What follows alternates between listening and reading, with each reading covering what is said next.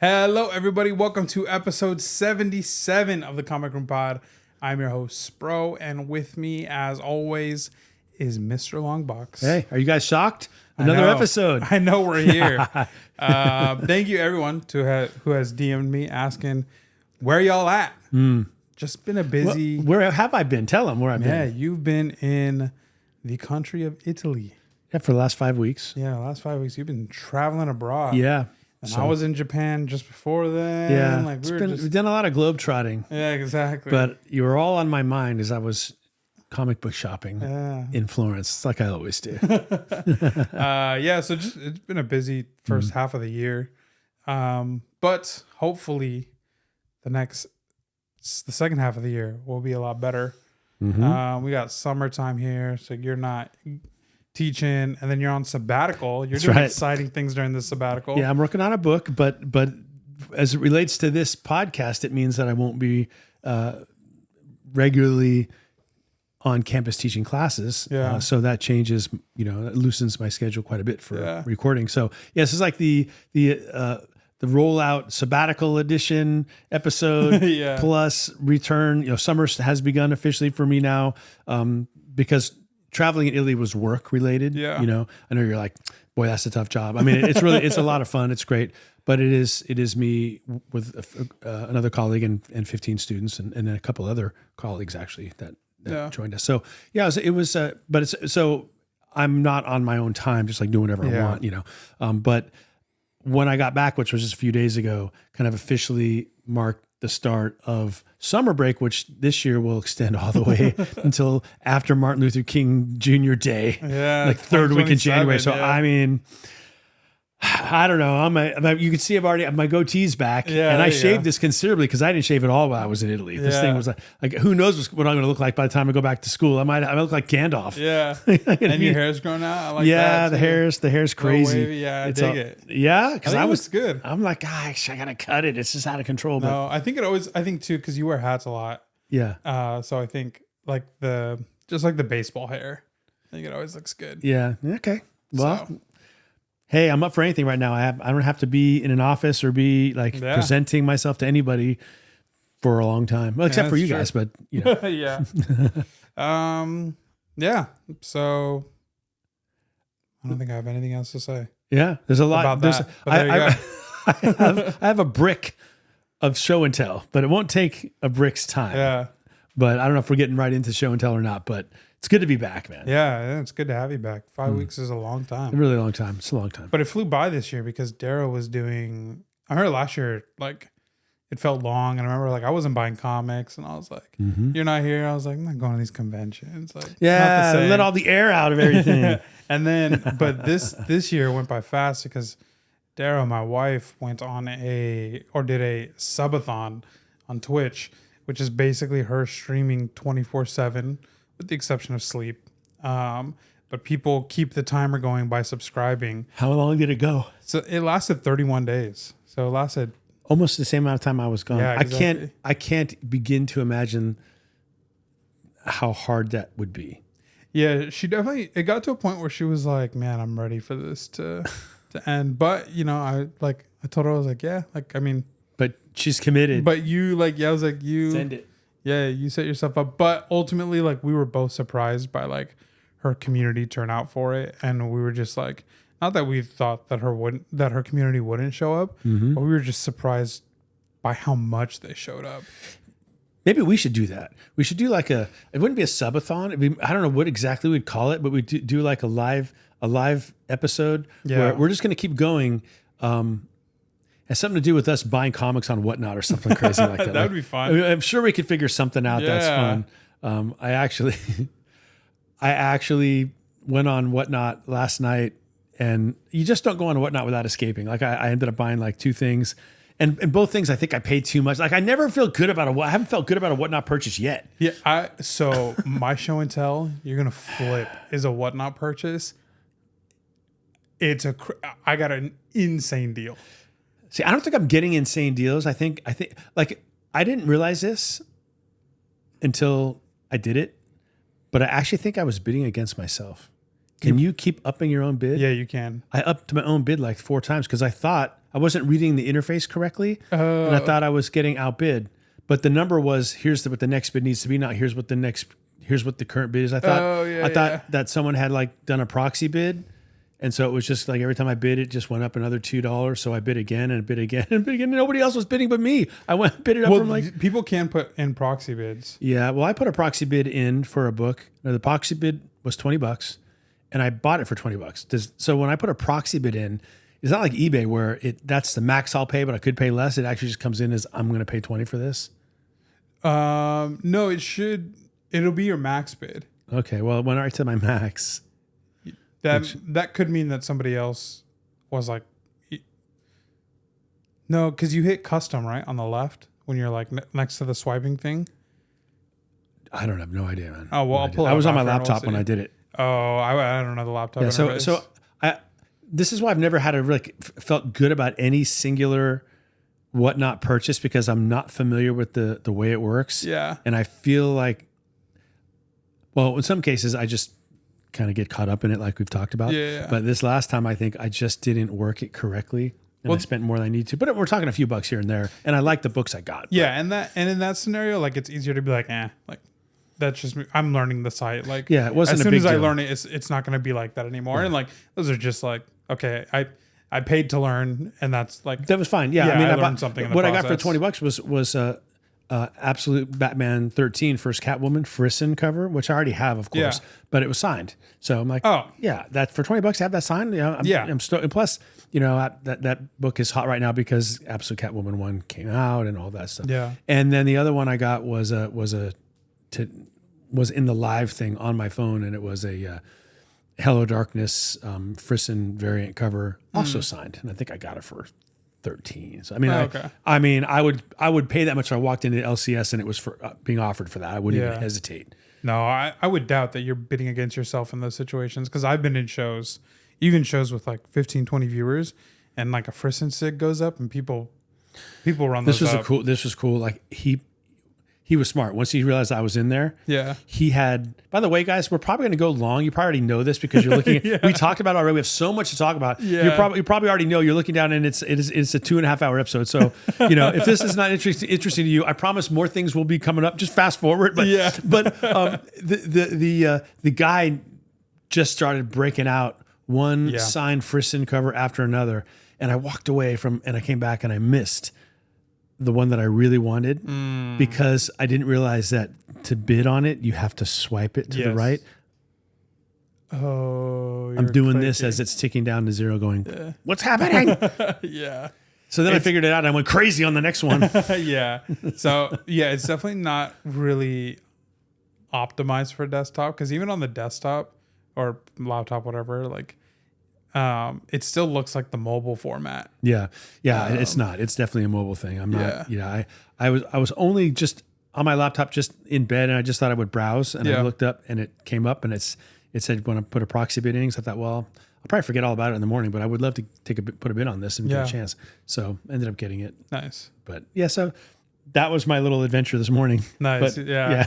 I'm excited. I've done 2 Whatnot shows each week the last 2 weeks. I haven't done many IG shows this month just because I haven't gotten like a new, like nicer collection in. Mm-hmm. And so I feel like with IG, it's like you want to bring out fresh stuff. Yeah.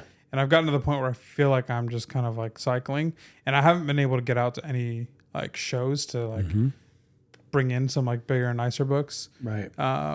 So I've just been on Whatnot because guys, if you've been in shows where I've like showed you my office space, like I have a small office space compared to like a comic shop, and it's just filled with like I got boxes in every corner. Yeah, Whatnot really helps you out though, because you can clear out a short box in a sale, right? Yeah, so that's what I've been doing. So it's been good. I did a modern sale. The modern sale wasn't as successful as I would have wanted it to be, but I never like.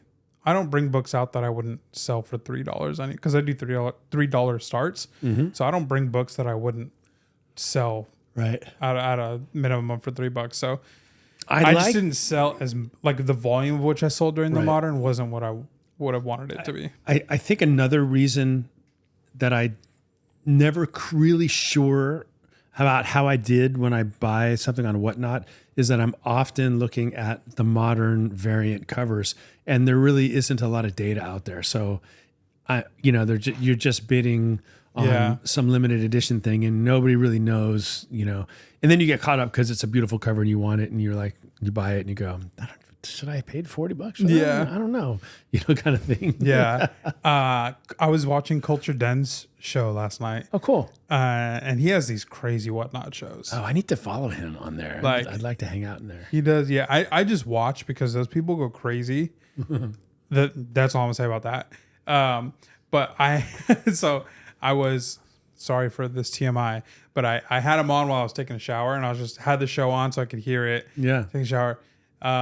Got out of the shower, and he was talking about he was about to run Green Lantern 7, first appearance of Sinestro. Oh, wow. And I was like, oh, cool. So I started drying off, and I thought I was hearing him like describe the book. He was describing the book, but he was describing the book while it was running. So my mind had just not like caught the transition because I wasn't the watching auction the was screen. happening. So I was going all off sound. So I didn't catch the transition between him explaining the book to him beginning running. So by the time I was ready to like look down, the book had sold. But I only knew that it sold because his reaction, I've never heard this reaction out of him. He just goes, "Oh my gosh. Oh my gosh." So I grab my phone and I look.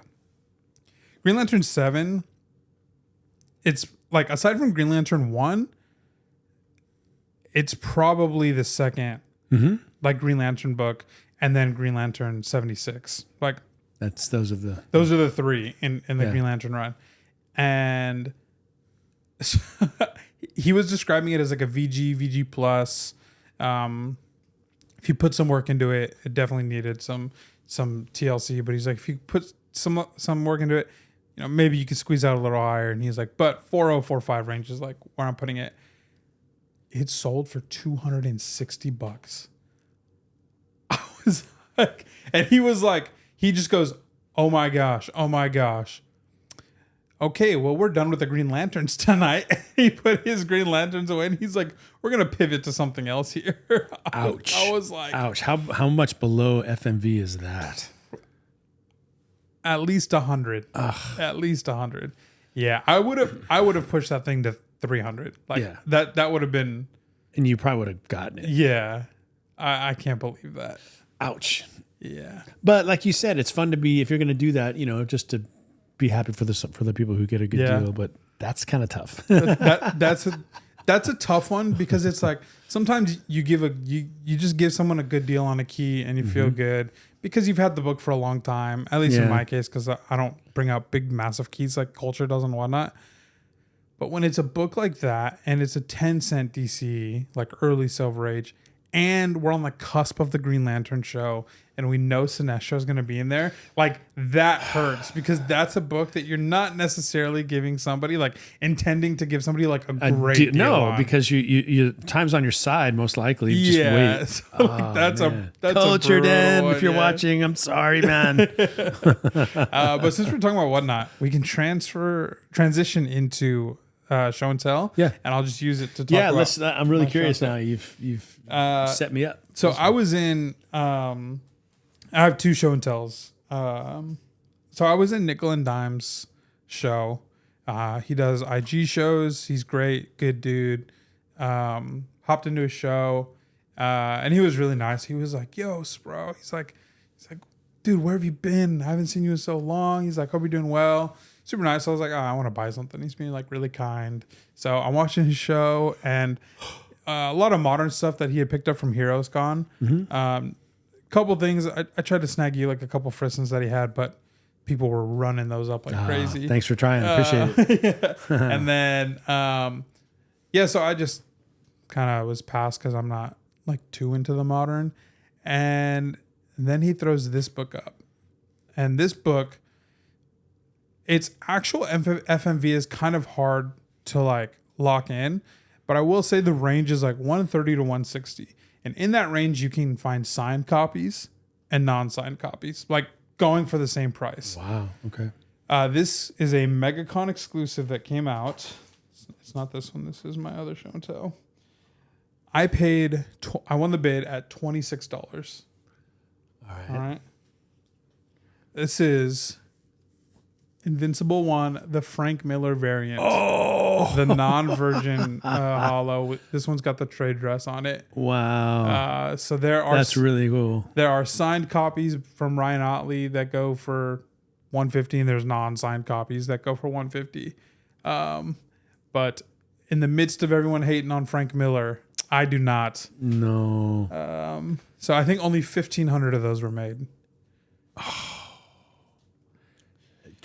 20, did you say $26? Yeah, 26. Oh my gosh. Yeah. Wow. That's a cool. I think it's actually really cool looking. Yeah, I love it. Yeah, I don't know what. I mean, I understand why people have beef with Miller on some of the stuff that he's done, but we've talked about this to death. I mean, it's Frank Miller. Yeah. And he's definitely got a style. Yeah. And if you pay attention to his career, this style was emerging even when he was doing Dark Knight Returns. Yeah. You know, it wasn't, you know, give the guy a little bit of a break, right? I mean, Yeah. you know, He's old. I can't draw that. Right. You know what I mean? But that's definitely a cool stylized thing. Yeah. So if you got an opportunity to get Miller to sign it, would you? It's like yeah. It's like an $80 cig, I think he charges. Yeah, I absolutely would. I would too. I would get the whole crew. I would get Miller. Otley. I would get Otley. I would Sinclair, since he did the colors on this. Do you think and Robert Kirkman, but Robert Kirkman does not do signatures these days. Interesting. Not really. He I'm sure he will, and I'm sure that CGC signing will be bananas. Miller always comes back around Yeah. at CGC, so if you just hang in there, you can probably get it. Yeah. So That's gorgeous. Yeah, man. that's a great book. That's what, $26. What? I know. I mean, I can't get out of the LCS for twice that just on a regular week. Yeah. And I'm just getting stuff to read, Yeah. you know? All right, and this next one is not whatnot, but it's actually short boxed. So two off the beaten path acquisition marketplaces for comics, and sometimes you just gotta look. Maybe this isn't necessarily true for Whatnot. Well, there are massive shows in Whatnot, and I typically stay away when there's like 50 plus 100 viewers. Yeah, because it's just like there's a lot of competition. I typically stick in like the 20 to like 30, 40 range, even lower sometimes. But what I always say is when something's hype, always look in like another direction. Like, so if everybody's looking at one thing, you can look there too, because just engaging with hype is fun. But always like try looking like where people aren't looking. Mm-hmm. So I opened up short box one day, just typed in Invincible, scrolling down, and I found this. Graded in a CGC 9.2, Invincible number 10. This is the lowest print run copy of the whole run. Wow. And I paid $200 or $225. I think it might have been $225 after like everything. Wow. But yeah, so that's just gorgeous. And I mean, top 10 Invincible, lowest print run.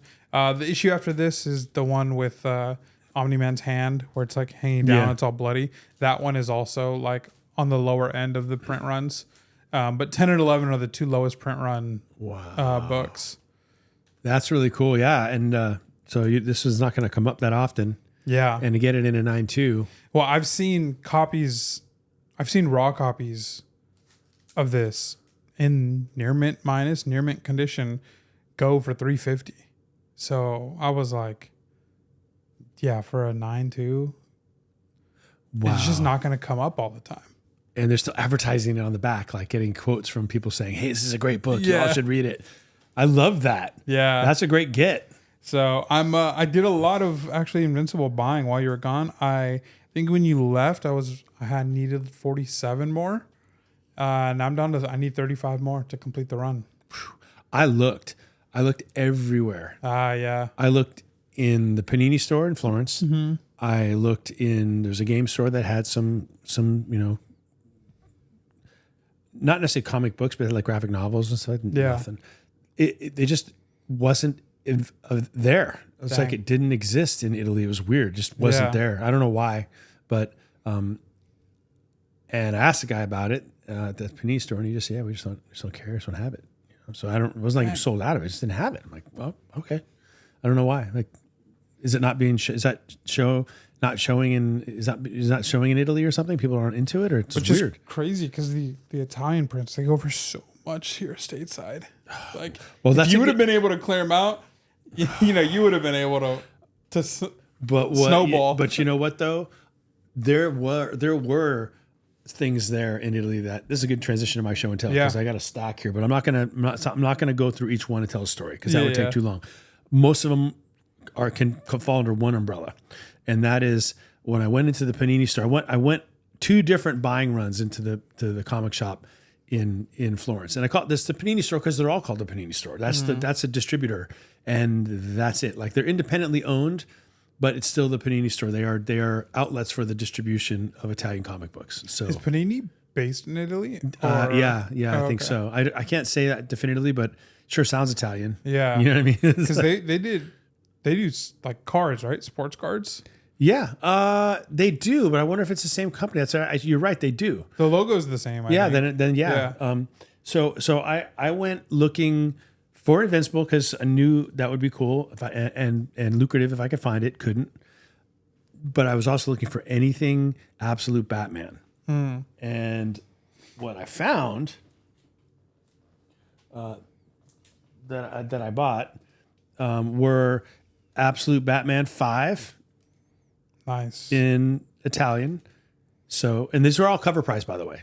So they're just sitting there. They were in the racks. And Absolute Batman 12. Nice. So everything there publishes 6 to 12 months later than ours. So you can, I don't know if that means that you can get lucky and find things, but I think that does what it is what it means. And the covers are the same. So that's cool. But they're glossy, like they're shiny and glossy. So those were cool. Like you can't get 12 or 5 at cover price anymore in the States for those. So that was fun to grab. Published September 11th, 2025. Wow, for number 5. that's pretty cool. This one I didn't even mean to bring because it doesn't really have much value to anybody but me. But it's a cool Batman, Catwoman Christmas special cover where it says the bat and the cat, and this will be part of my Christmas decor next year because my wife decorates the whole place for Christmas, and I just decorate my comic room with Christmas comics. So there you go. I'll just give it but it's fat. It's like 100 pages, so thick. That's one thing that the Italian comic books will do sometimes is combine issues or they'll have second stories or things like that. There's this more, and then. I picked up. Do they have like in these stores? Do they have like back issues? No, not really. They have like there's even no back issues on the wall. It's all the new stuff, but sometimes it's older. You know what I mean? It's like just they don't have things up on the wall or even racks. It's just everything's in bins. Even the new stuff's in bins. You just go and so they had Absolute Batman. I think they went as high as like 16. But they also had 12 and 5 sitting in there. 5 was the lowest. Yeah, it was the lowest. I bought every single one what they had. I wonder what the Facebook Marketplace looks like out there. I know. Yeah. Interesting. I'm curious. Martian Manhunter issue 1. Nice. Italian version. I almost bought this one in the US because I loved the cover, and then I didn't, and then it was gone, sold out. So cover price. Nice. So that's cool. Absolute Flash number 1.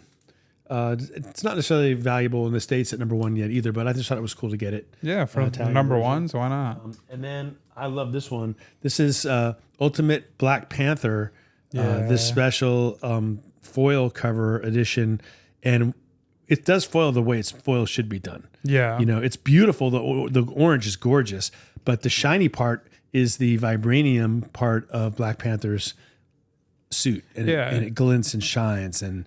This also was cover price, so it's a clever use of the foil and it rainbows. Yes, gorgeous. Now this I got all that on my first run to the Panini store, and all these I got on the second run. And this is all just a real quick story. Lee Bermejo is one of my favorite artists. I got introduced to him about a year and a half ago when he started doing variant covers for the Joker, the Man Who Stopped Laughing. Like his covers were so sick. Like I said, I got to get all of. And that's always the variant I chased. Hyperrealism, rich, dense, all that stuff. And he's doing, as you guys know, some Spider-Man right now. And he's got these variant covers, which are gorgeous. If you want to get them without a trade dress, though, it's a 1 in 100 variant, and they're expensive. Some as much as $100, some not as much, but they're all hard to get. They're all 1 in 100. In the Panini store, they only had no trade dress virgin variant. I don't even think they were variants. It was just that's what they had. And so they're not. I don't think these are ratioed. But they're still the covers though, and they're even better because they're glossy. They're sick, man. High quality paper, just unbelievable. So look at these, dude. Look at that. Just all of them. So it's not I'm not paying extra because I want the 1 in 100 rarity. I would pay for the 1 in 100 extra because I want the virgin cover because the cover is so sick. But I was able to get these covers at cover price in the Panini store. So gorgeous stuff. So I got every single one they had. I mean, I didn't get duplicates. They didn't really have duplicates. The Mary Jane one, the Face It Tiger. I know. Gorgeous. And these are this quality paper like this. They're shiny covers. Like if you touch it with your fingers, you see the oil from your fingers on. Like you have to use like the thing you clean your sunglasses with. This one might be my favorite. Kingpin, and you guys have seen these, I'm sure, because you see the variant covers that Bermejo's doing stateside. But if you want the virgin ones, it's 1 in 100. You got to pay the price, or hop on a plane, go to Florence, and just go pick them up for cover price. Now, cover price for these is still like €8, which is about $9, so it's a little more expensive. But when you feel it, you understand why, because it's dense. And then the last two, this one with Punisher, which is really cool. And then as I was buying these, he says to me, "Hey, did you see the one that just came out?" I said, "No." He said, "Yeah, we just put them out today." So I was wrong. There was like a display rack just right by the cash register where they put the new ones out. And it was the one with Craven on it. And that's a really cool. Like that. So I got all these at cover price. And they are the Italian versions. And I'm totally stoked on all that. Then I got two more things: Deadpool, Batman, and Batman Deadpool. This one is, and they're just picking whoever they want to mix in. It doesn't affect the story inside. But this one is Peach Momoko with Elektra and Batgirl on there, so it's really cool. I like that one. And this one here is the one I'm going to actually put here, I think, because it's my favorite one. It was the one that I just stopped me dead in my tracks when I saw the cover. It's Lee Bermejo, and it's the Joker and Doom duking it out on the cover, man. That's one of the coolest covers I think I've ever seen, especially because it's those two. Totally. Never seen those two on a cover, and Lee did not play. Like, that's gorgeous. And the glossy virgin variant thing just makes it pop like crazy. So that one, I've only seen these two in stores here.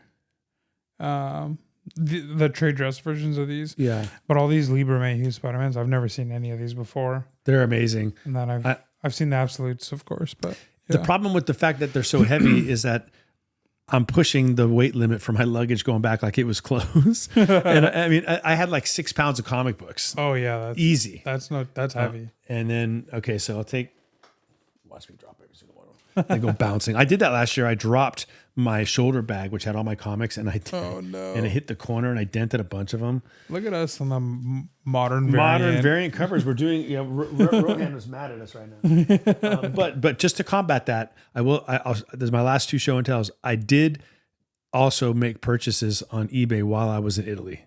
I was still shopping. Because I'm always looking for a deal.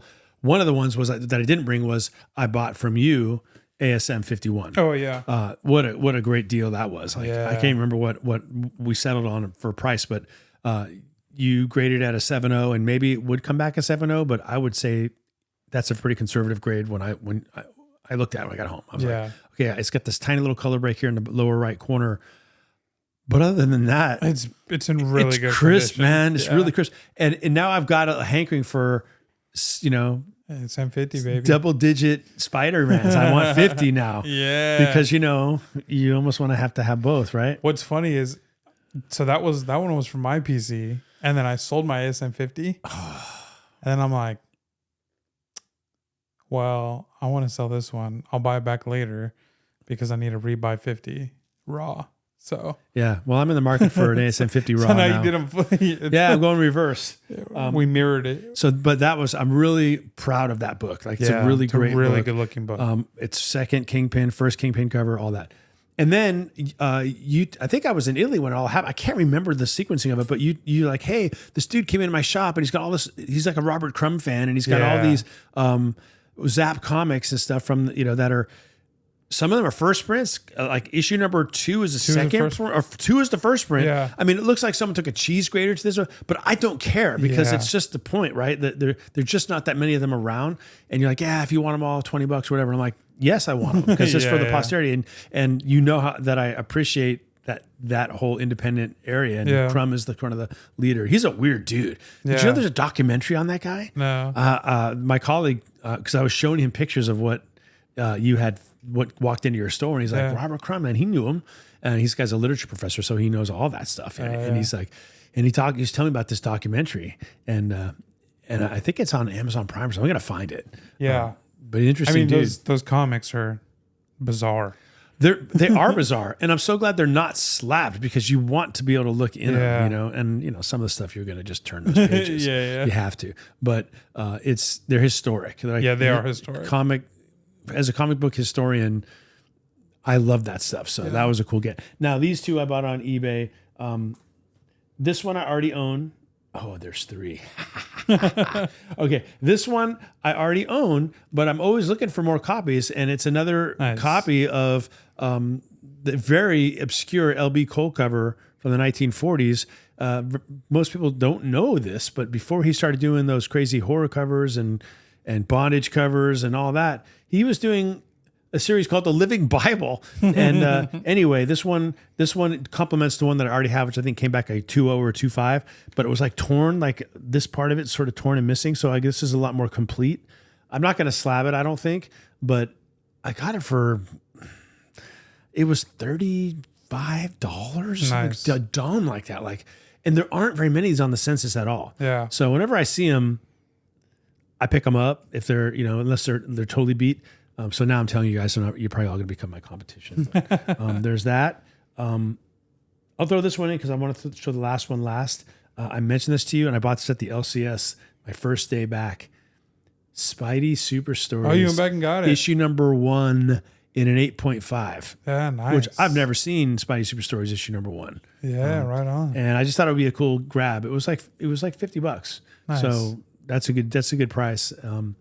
But there are like Spidey Super Story collectors out there, for sure. Like, want to try to get the whole run and all that. Yeah. But I don't have a Mylar. I need to buy from you some Silver Age Mylars and some Golden Age Mylars because I don't have any left and it wouldn't fit.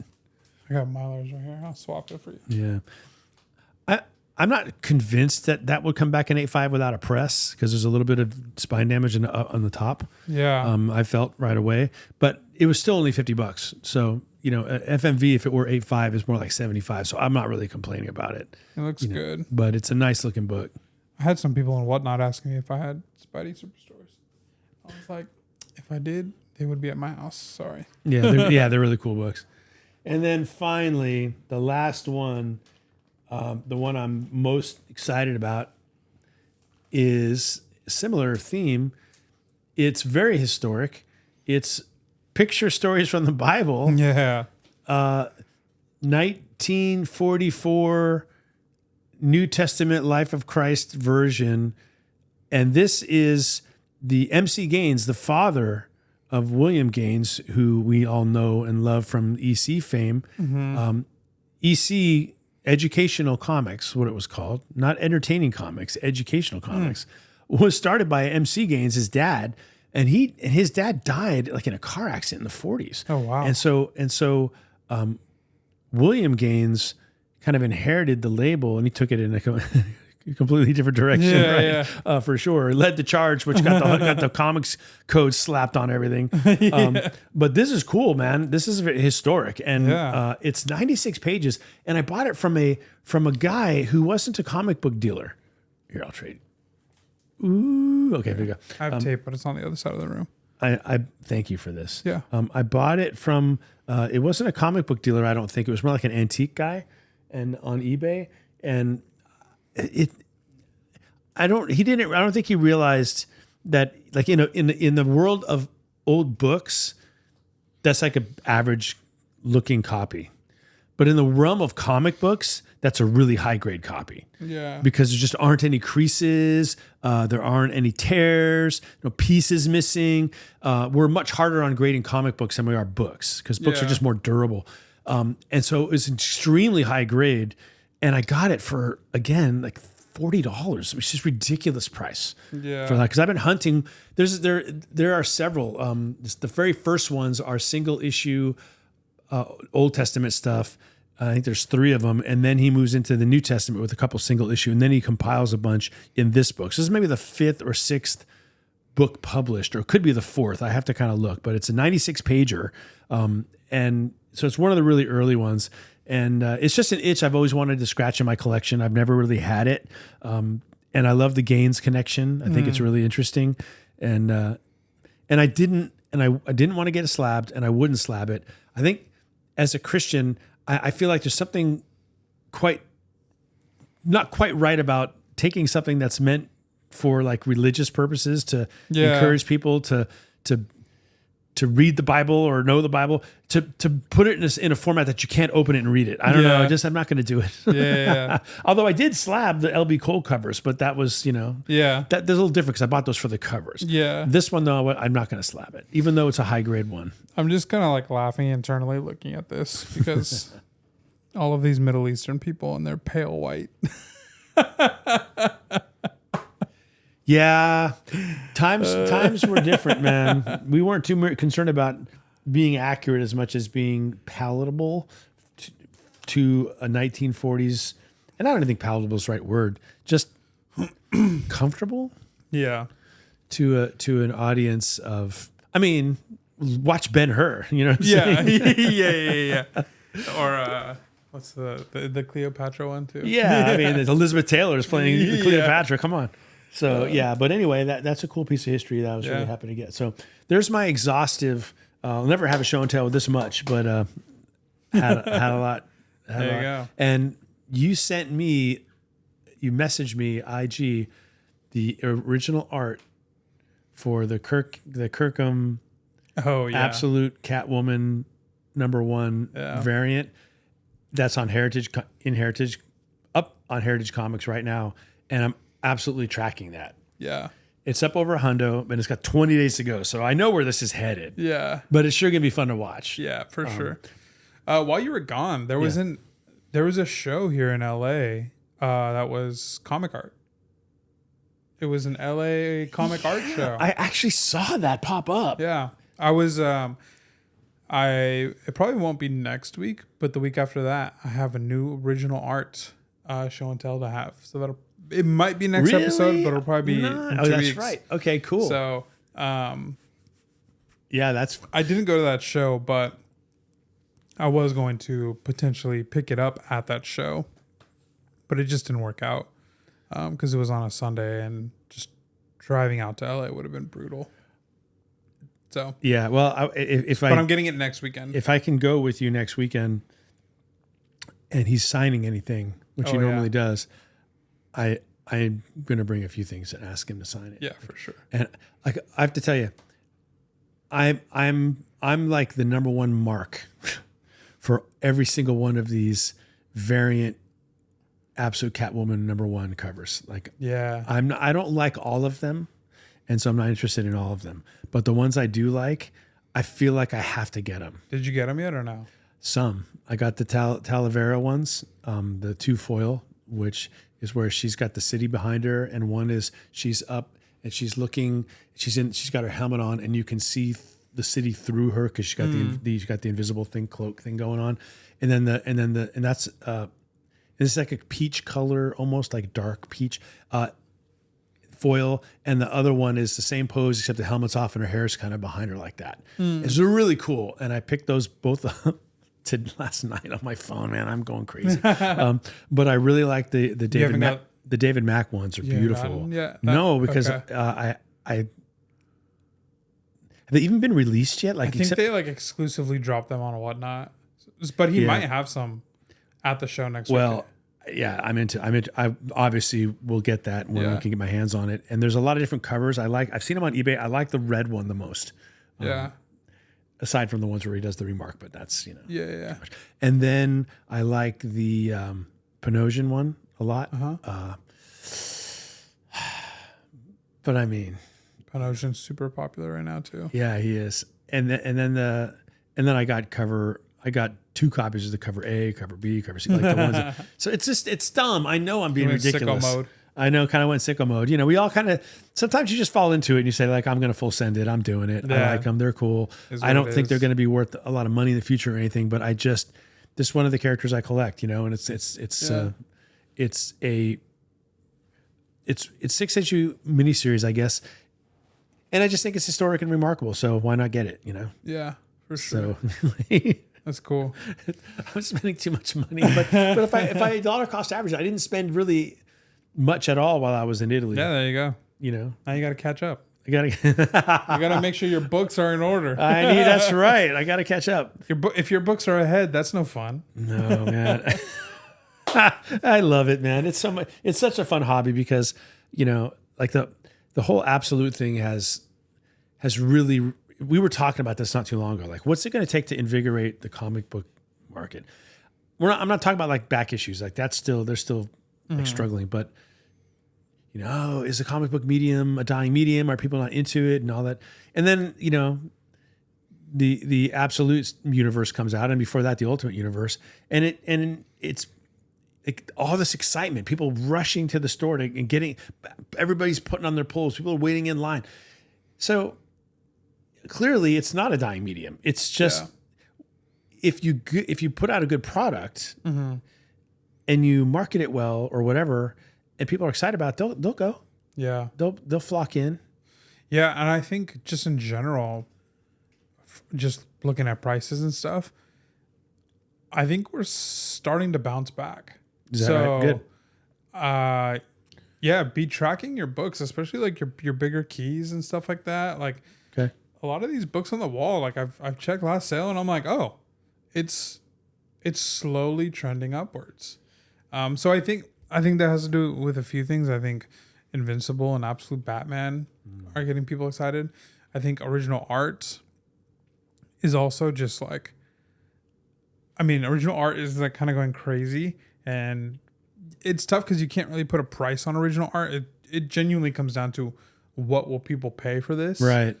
Because it's so one of one. It's one of one. But I think it's also sparking, like when these original art pieces sell, only one person can own that. So then all the other hundreds and thousands of people and tens of thousands of people who that missed out are like, okay, well, let me go pick up a copy of that, like whatever it's from.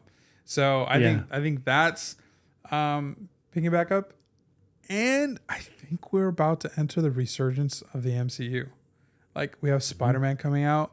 By the way, I bought tickets. I bought some for you and Dad. Okay, good. I was like, I told Mel. That's a no-brainer, man. Yeah, I told Mel, I was like, I'm just gonna buy it, and if they don't come along, I'll find 2 people who will. But when is it? July 30th. It's a Thursday. It's good. Well, right now, any day in the future I'm free. I'm free. Let's go. I'm very excited for that movie, but we'll get to that in a second. But we have that, like the 2 trailers have come out for that, and everybody has loved those trailers. Yeah. We're on the cusp of Doomsday. We're like just on pins and needles waiting for a trailer to see Doom.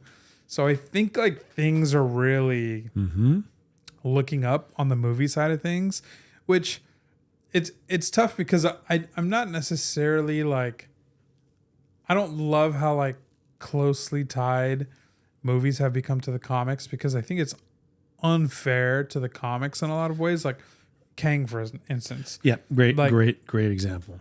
he is the Avengers villain. Mm-hmm. He's a fantastic villain. He's well written, and they've given him so much depth over the course of time, and have just made him a very interesting character. For that book to tank because of what happened, because of real life circumstances, The actor, it's just like, it's unfair to the character and to the people who created the character. yeah. But on the other hand, like when things are good and like the movies are good, I think it's great in that sense, because, you know, people are just excited. They're just excited to for superheroes. They're excited for their comic book, for their collections. I like the speculation market. Obviously, like my business, I profit off of it a little bit, but you know, it's not. I try not to. Like sometimes, legitimately, like I will see like a speculation book, and I'll see how much it's going for, and I'll just be like, I'm just not bringing it out for that price, because I don't want somebody to like get caught up and like take a crazy L on this book in the future. So I'll wait for it to like settle. But if people are speculating on a book and it's the market's not like so volatile on it, then I'll bring it out. Right.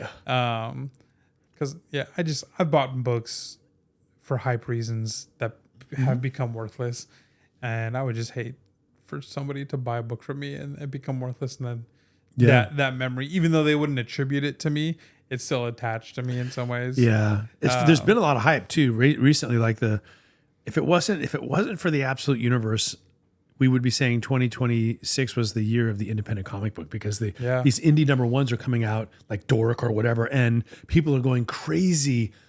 Yeah. Just based on the possibility, like if it's a good story, and they might turn out to be right, but but there's like 8 to 10 new number ones on the indie side every month. Yeah.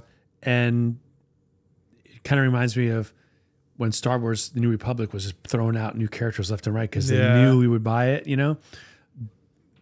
But I'm all for it. I mean, because there's some really good stories like coming out in those areas, and but everybody's, you know, it's always about, well, could this be a TV show? You know, is this going to be a video game? Is this going to, you know, all that stuff. So the spec on that stuff has been huge this year. Yeah. The baseless spec is that's the tough spec, one. That's like hard to like Nectar, like Nectar number one. I haven't read it. I don't know anything about it. Yeah, but it's all I know is Nectar number one is extremely hot. Right.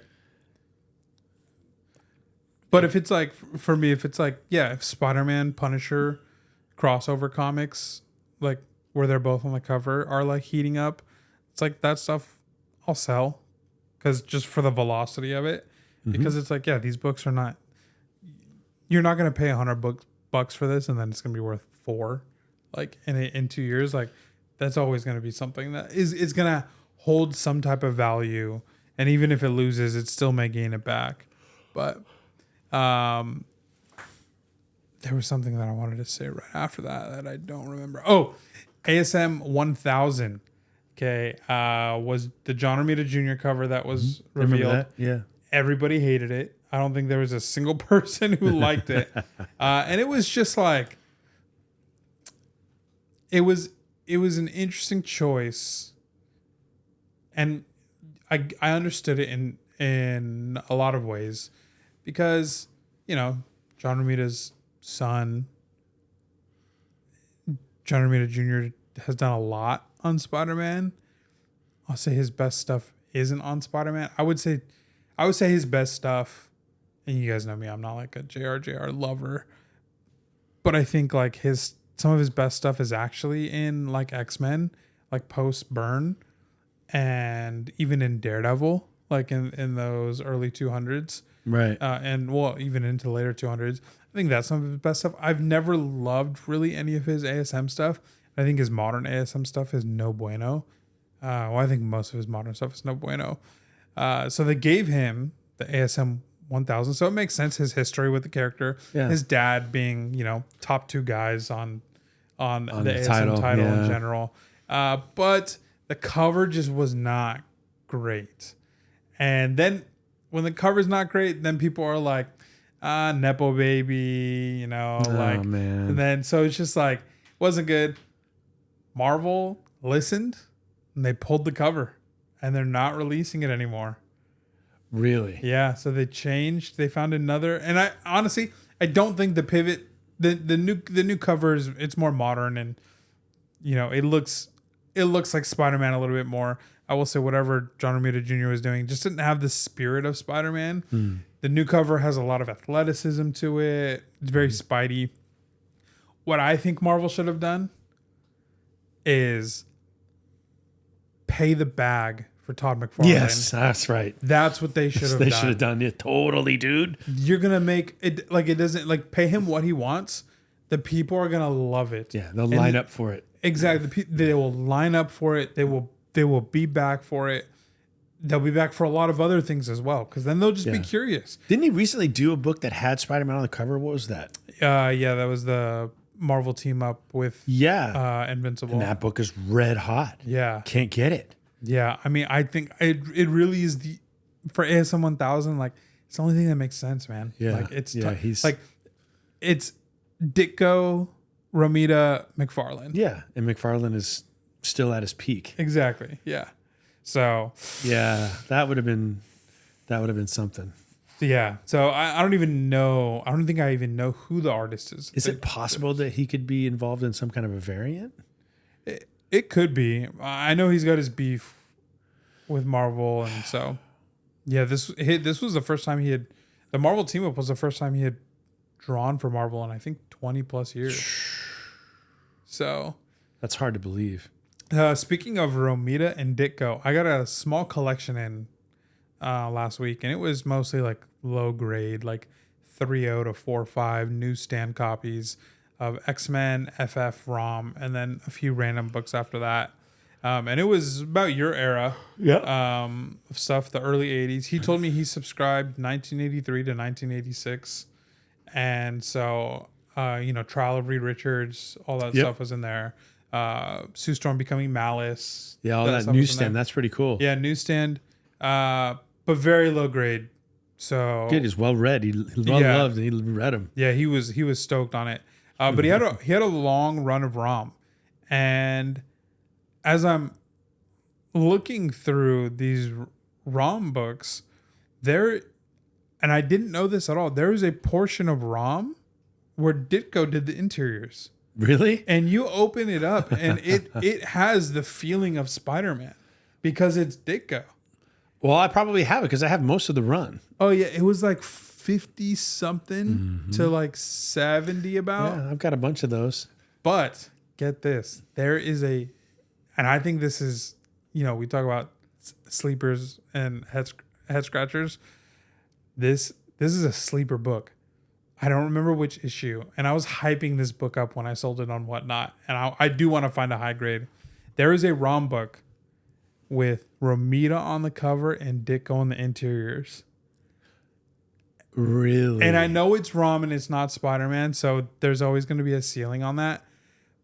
But it's historic. They've not done, to my knowledge, they've not done ASM, so I need to know what that is because it's possible I have it. Yeah. Because I went on a whole, I don't know why. I'm not really sure. I can't explain it. But I'm like, I'm going to get all the ROMs. Why? I guess I kind of tie it to, it's a cultural thing. It's back when the home computer was new and everybody's into it. And ROM was what I remember measuring computer memory by and all that stuff. RAM and ROM and all that stuff. But it's not a great cover by any means also. It's just like a random, but this is it right here, 73. That's close to the end because 75 was the last issue. I don't even, I don't think I have it. I don't recognize that cover. Well, look, Al Milgram is on the cover. So this is how they signed it. Milgram Ida. Oh, wow, that's cool. Yeah. So I wonder if I have that one. I feel like I should because 75 was the last issue. I know I have that. Yeah, I need to check. 73? Did Ditko and Romita ever cross over? When was his last issue? Look at my Shoot, I'm getting all these whatnot notifications now because I turned in my I turned it on, but I thought I was just turning it on for one seller, but it's everything, and I don't like notifications, so I'm gonna turn that off. Yeah, no, they didn't cross over. But yeah, I was shocked. I thought Ditko was done with Marvel after ASM. Yeah, me too. But that was pretty cool. Yeah, and opening him, it was so much fun. You know what was funny? He told me, because we, negotiating for the collection, and I just couldn't really get to where he wanted to be because of the condition of the books, and the ROM too. Like I was like, man, I would love, like, in my heart of hearts, I want to pay you what you want, but in my business, like I just like it's tough because people don't want ROM, but I was able to kick him back. But somebody did a want couple it, days later. Yeah, I was able to kick him back some extra money on top because somebody was like, "I'll take all those ROMs." So, that's like there's another me out there somewhere. Yeah, I do have ROM 73. I just confirmed it, by the way. Oh, nice. Yeah, I do have it in near mint too. Oh, there you go. Let's go. So when we're talking and like doing the whole negotiation, I was just like, yeah, ROM doesn't have a home. Like he's not with Marvel. No, because Hasbro, it's a toy, and Marvel doesn't own the rights. It's weird. There's a blind bag, I think, with Image Comics right now, and I think there's a ROM cover that's actually going for a decent amount because it's like a ratio foil thing if you get it in the blind bag. But other than that, like, he doesn't have a home. So I was like explaining the history of him. He's like, dang, that makes sense.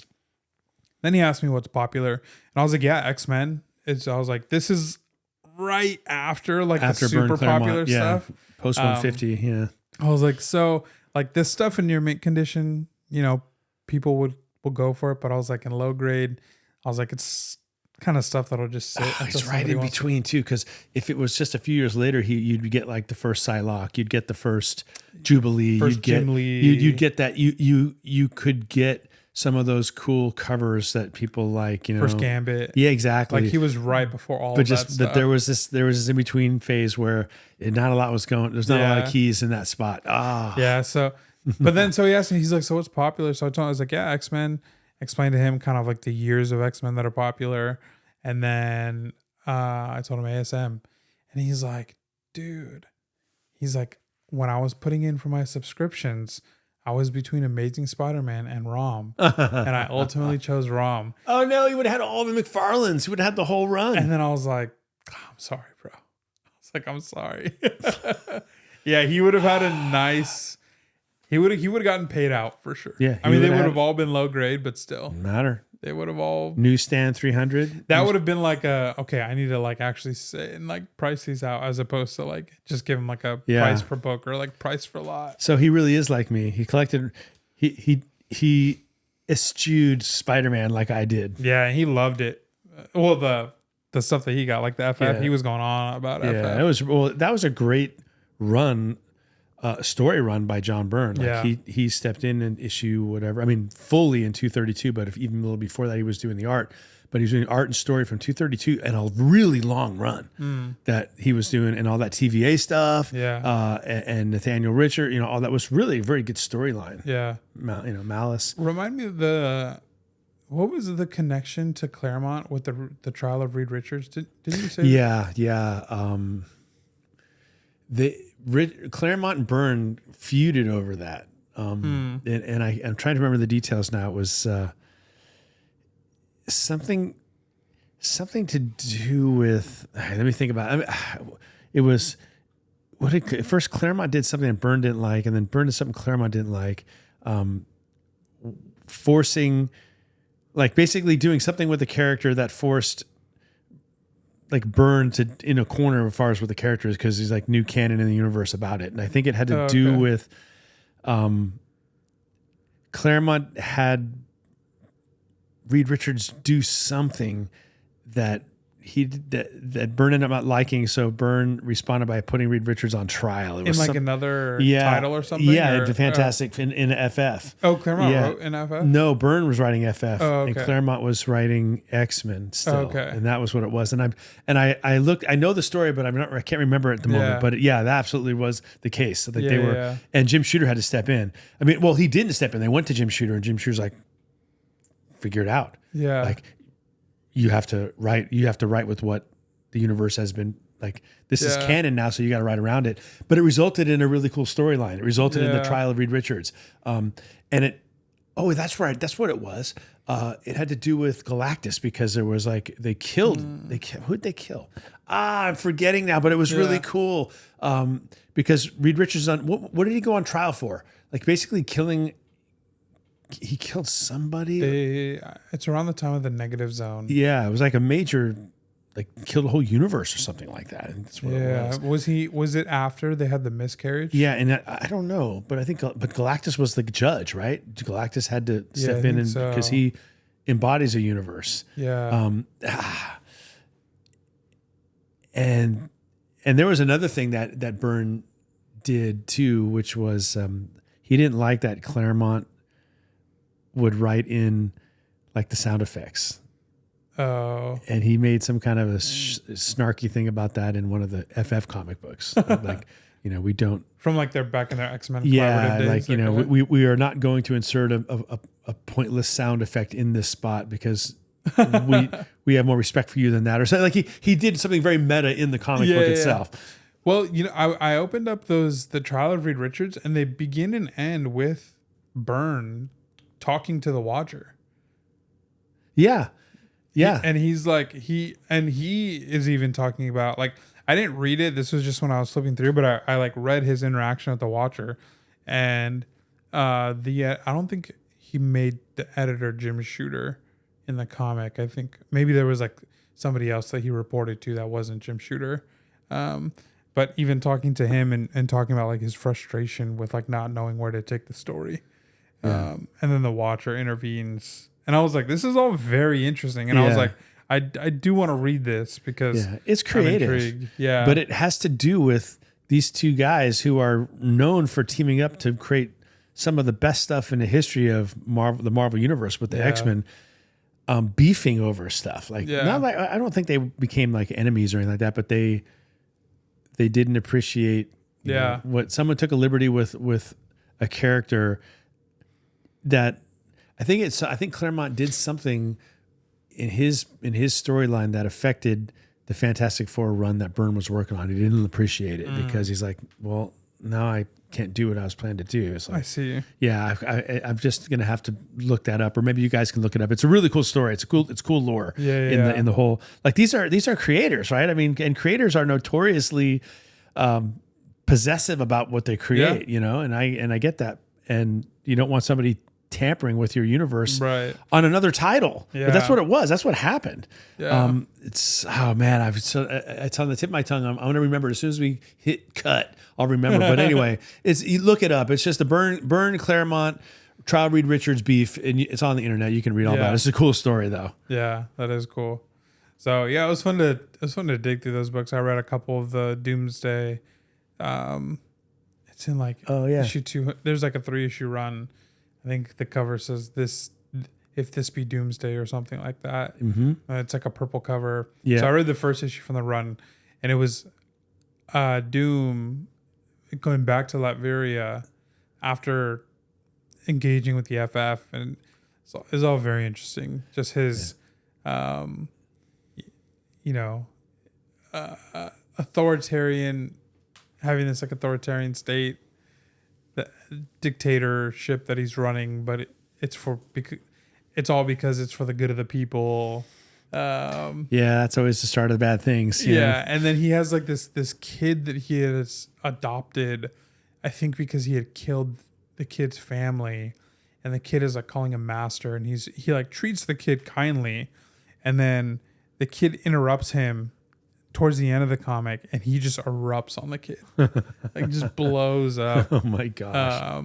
Byrne did a lot of stuff with like Galactus heralds and stuff like that. Terax the Tamer shows up in that run early, and then Frankie Ray becomes Herald of Galactus at a certain point. Oh yeah, I had that book. Yeah, It was low grade.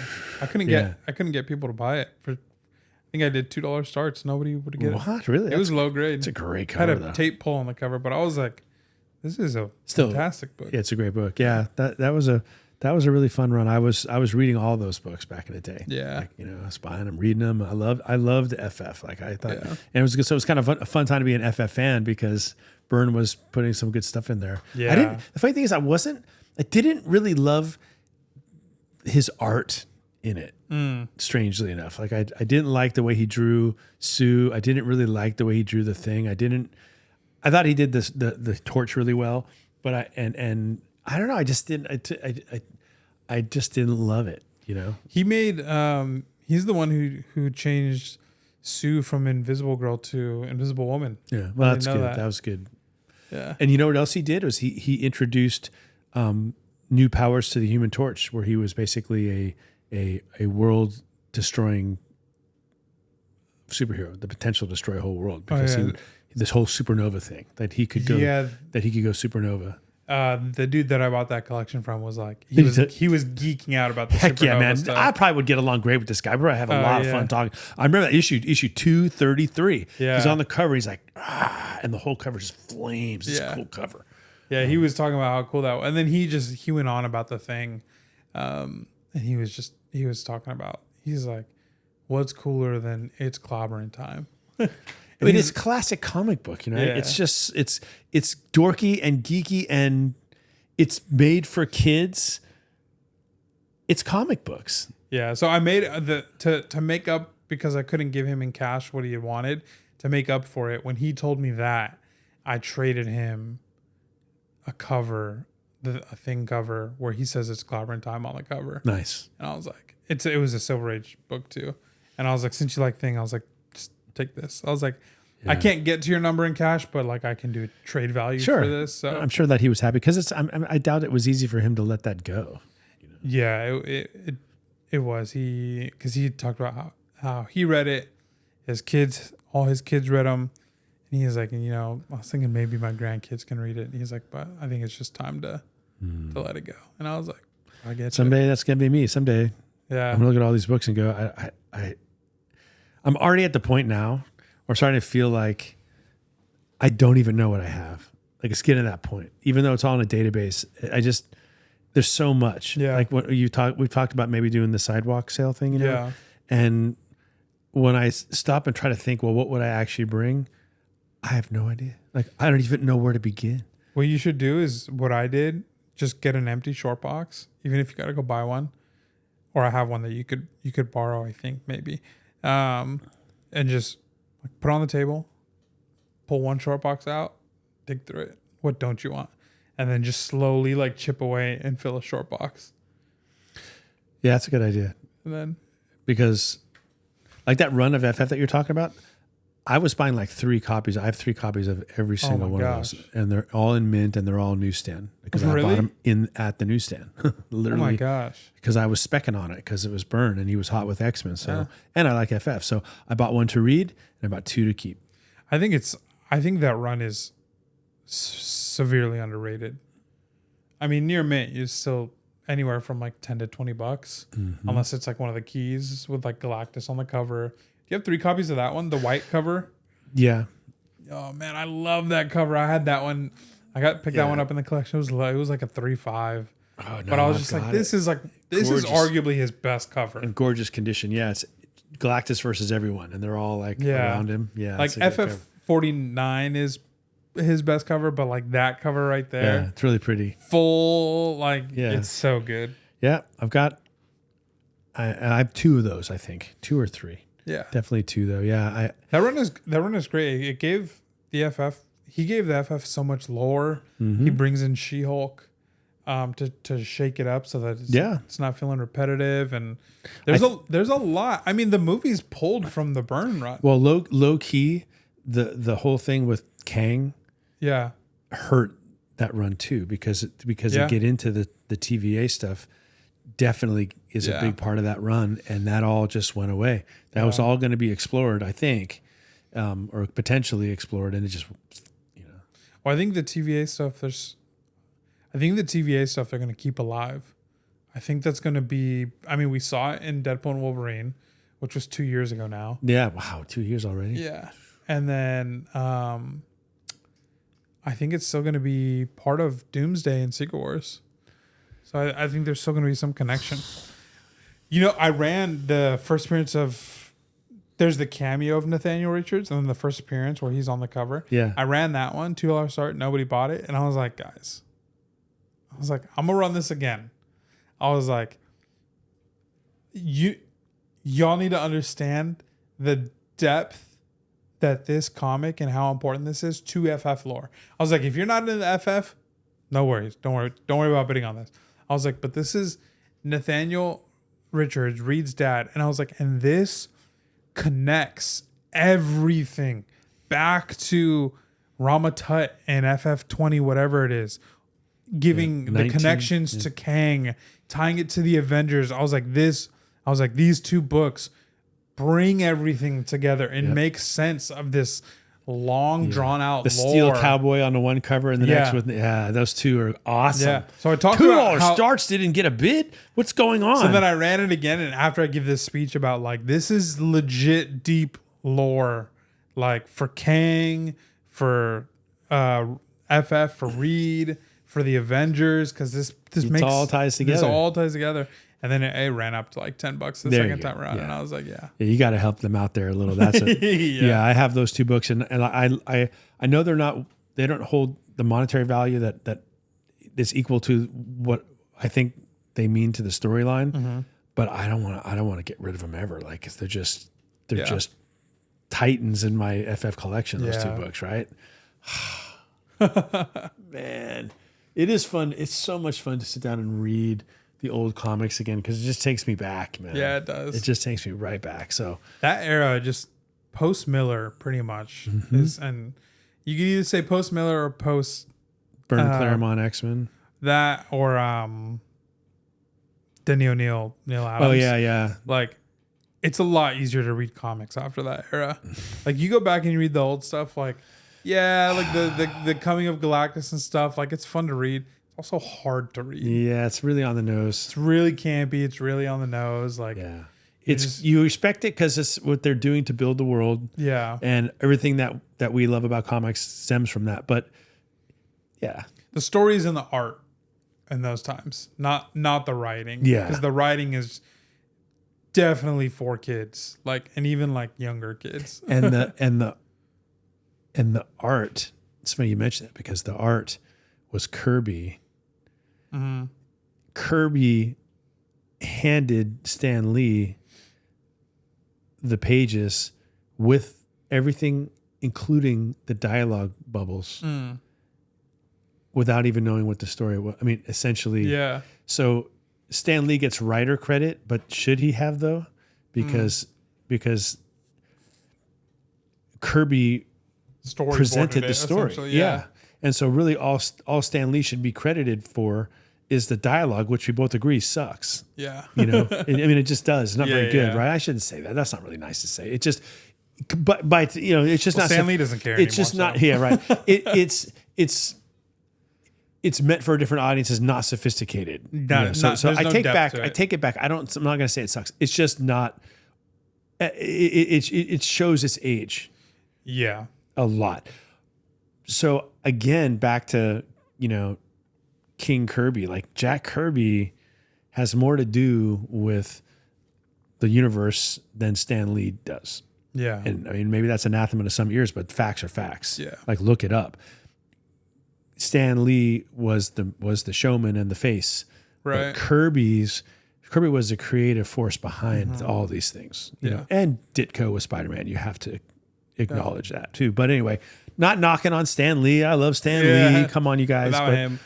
Since we're talking about FF, I totally forgot about this until now. I have a Father's Day gift for you.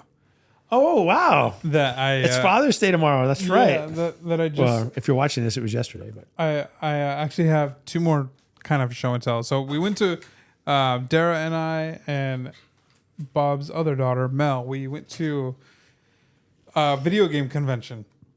this morning. It was like Oh yeah, that's right. vintage video games, and there was some cards, a lot of cards. And there was some comics there, and I have 2 comics to show you guys that you're not gonna believe the deal. But you're in summertime. You're gonna go on sabbatical. I saw this. Oh, I've never seen this before, and I know you're a gamer. I am. I'm a very addictive gamer. It's dangerous. And we've tried to get you on Dune, but I think the timing, we just missed each other on timing. Yeah. But I think this is going to be the perfect game for you to play during summer. And I don't know how long the game is, but even if you don't start during summer, I think it'll be the perfect summer to numb your mind after hours of writing. Okay. And this is for the Wii. Ooh. I did not know this existed. I have no idea. Fantastic Four: Rise of the Silver Surfer, the Wii game. Yeah. I've got the Wii. So maybe there's a Fantastic Thanks, man. Four. Yeah, maybe there's from the first one. I didn't look it up, but yeah, That is cool. No way. So what I'm going to do is I'm going to watch the movie again, Yeah, and then I'll play the game.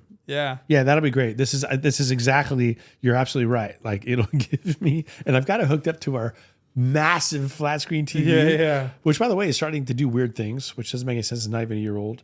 It's starting to show like the picture inverted, like reverse, Oh, and we have to restart the TV. And interesting. I don't understand. But anyway, that'll be hilarious to play this game on that huge screen. I wonder what it like. What kind of game it is? Yeah, I didn't look anything up. I just saw it. It was very affordable, so I was like, I'm going to get this. Thank you. No, I love it.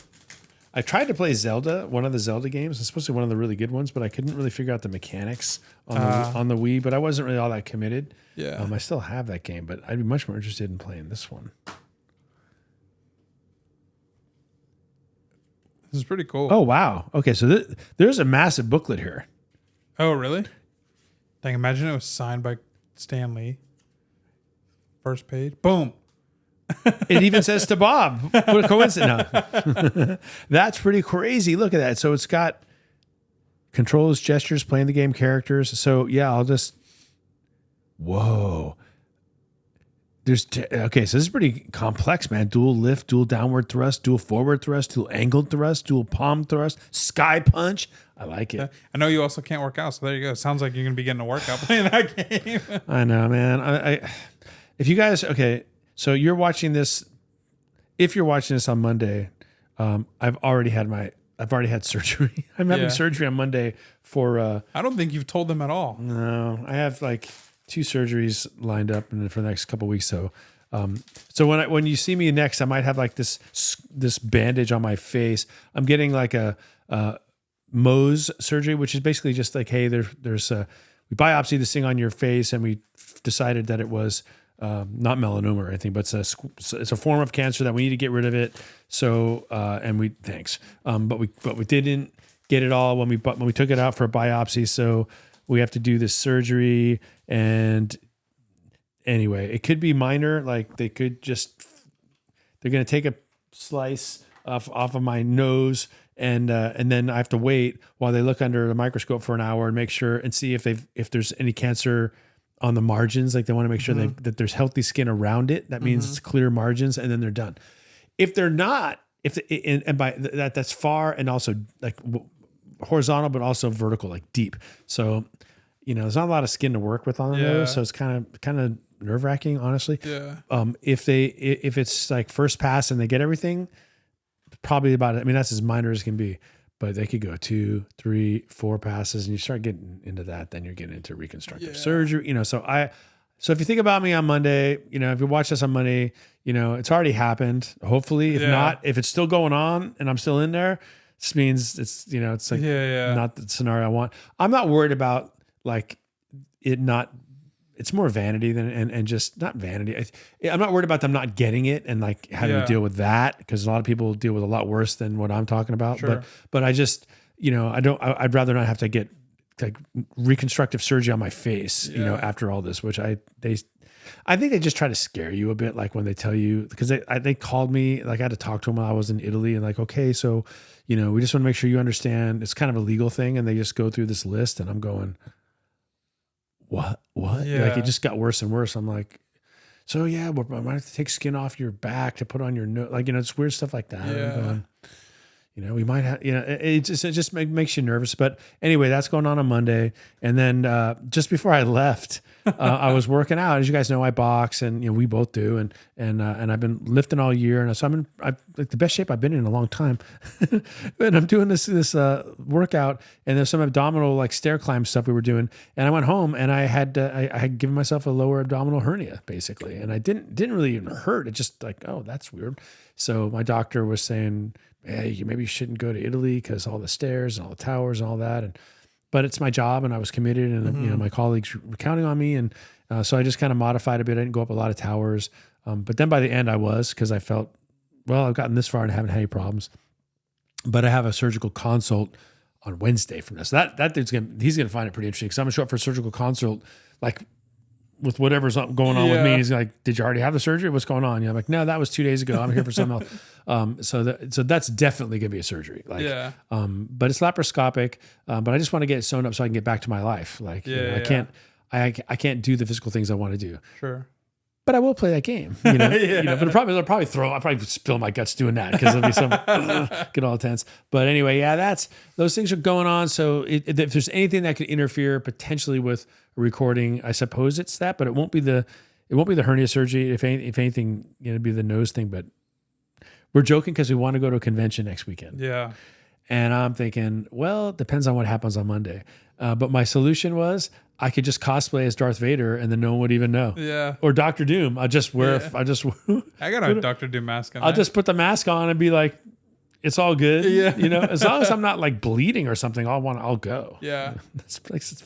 Sounds pretty dire. But anyway, I just, you know, I was able to not think about it. I would have had it done sooner, but I was in Italy. But anyway, it's all happening next week. So next week and maybe the week after, because I can't have 2 surgeries in the same week. Yeah. They won't let me. But anyway, it's the hazards of living. Yeah, sure. Eventually you start breaking down or something. Check out these 2 pickups that I got from this convention. This is a video game convention. So like I said earlier in this episode, when everybody's looking in one place, be looking in another place. Mm-hmm. So nobody's going to go to a video game convention for comics. I didn't, but I found these there. So this first one, Venom #1 from 2011, Joe Quesada cover. Okay. Gorgeous. Now, I didn't know the price of this. I knew the price of this next book when I bought it.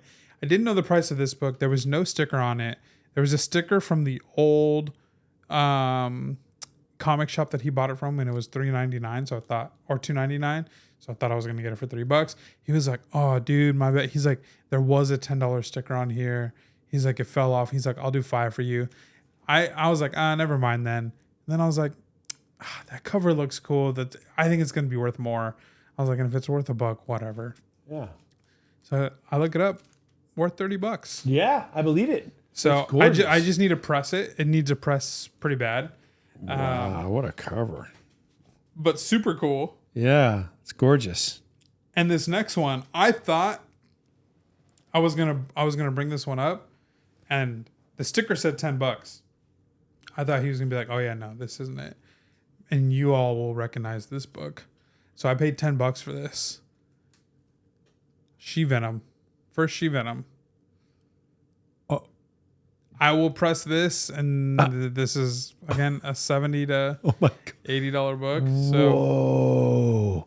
No way. maybe I shouldn't have told the prices. Oh well. 1995. There's gonna be some buyers who know my margins, so they First could be low She-Venom, and on the cover too. Yeah. So that's it's about a $70 to $80 book. That is amazing cover. Yeah. So that needs a press. I'm gonna be putting some work into it. So if I can't get it out of VF, I think I can get it to like VF near mint, maybe near mint minus. Then you're looking at like 60 to 70. But sweet. yeah, man. I picked both these up. Both symbiote. I guess I didn't realize that. Yeah. Well, there you go. Both Good theme. for That's 15. great. Those are great pickups. Yeah. That's a great cover. Both of them are amazing covers, actually. They're gonna see it on my. They're gonna watch this and they're gonna.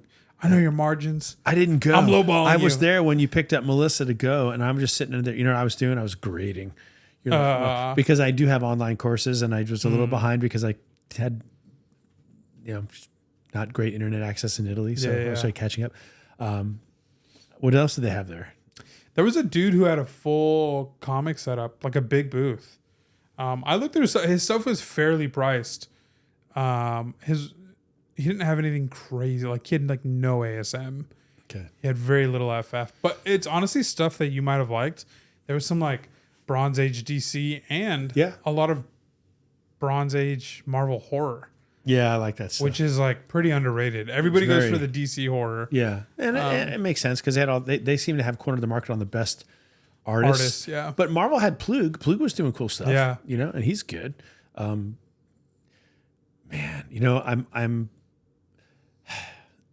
I'm more committed and solidified in what it is I want to do as a collector moving forward, and we talked about that.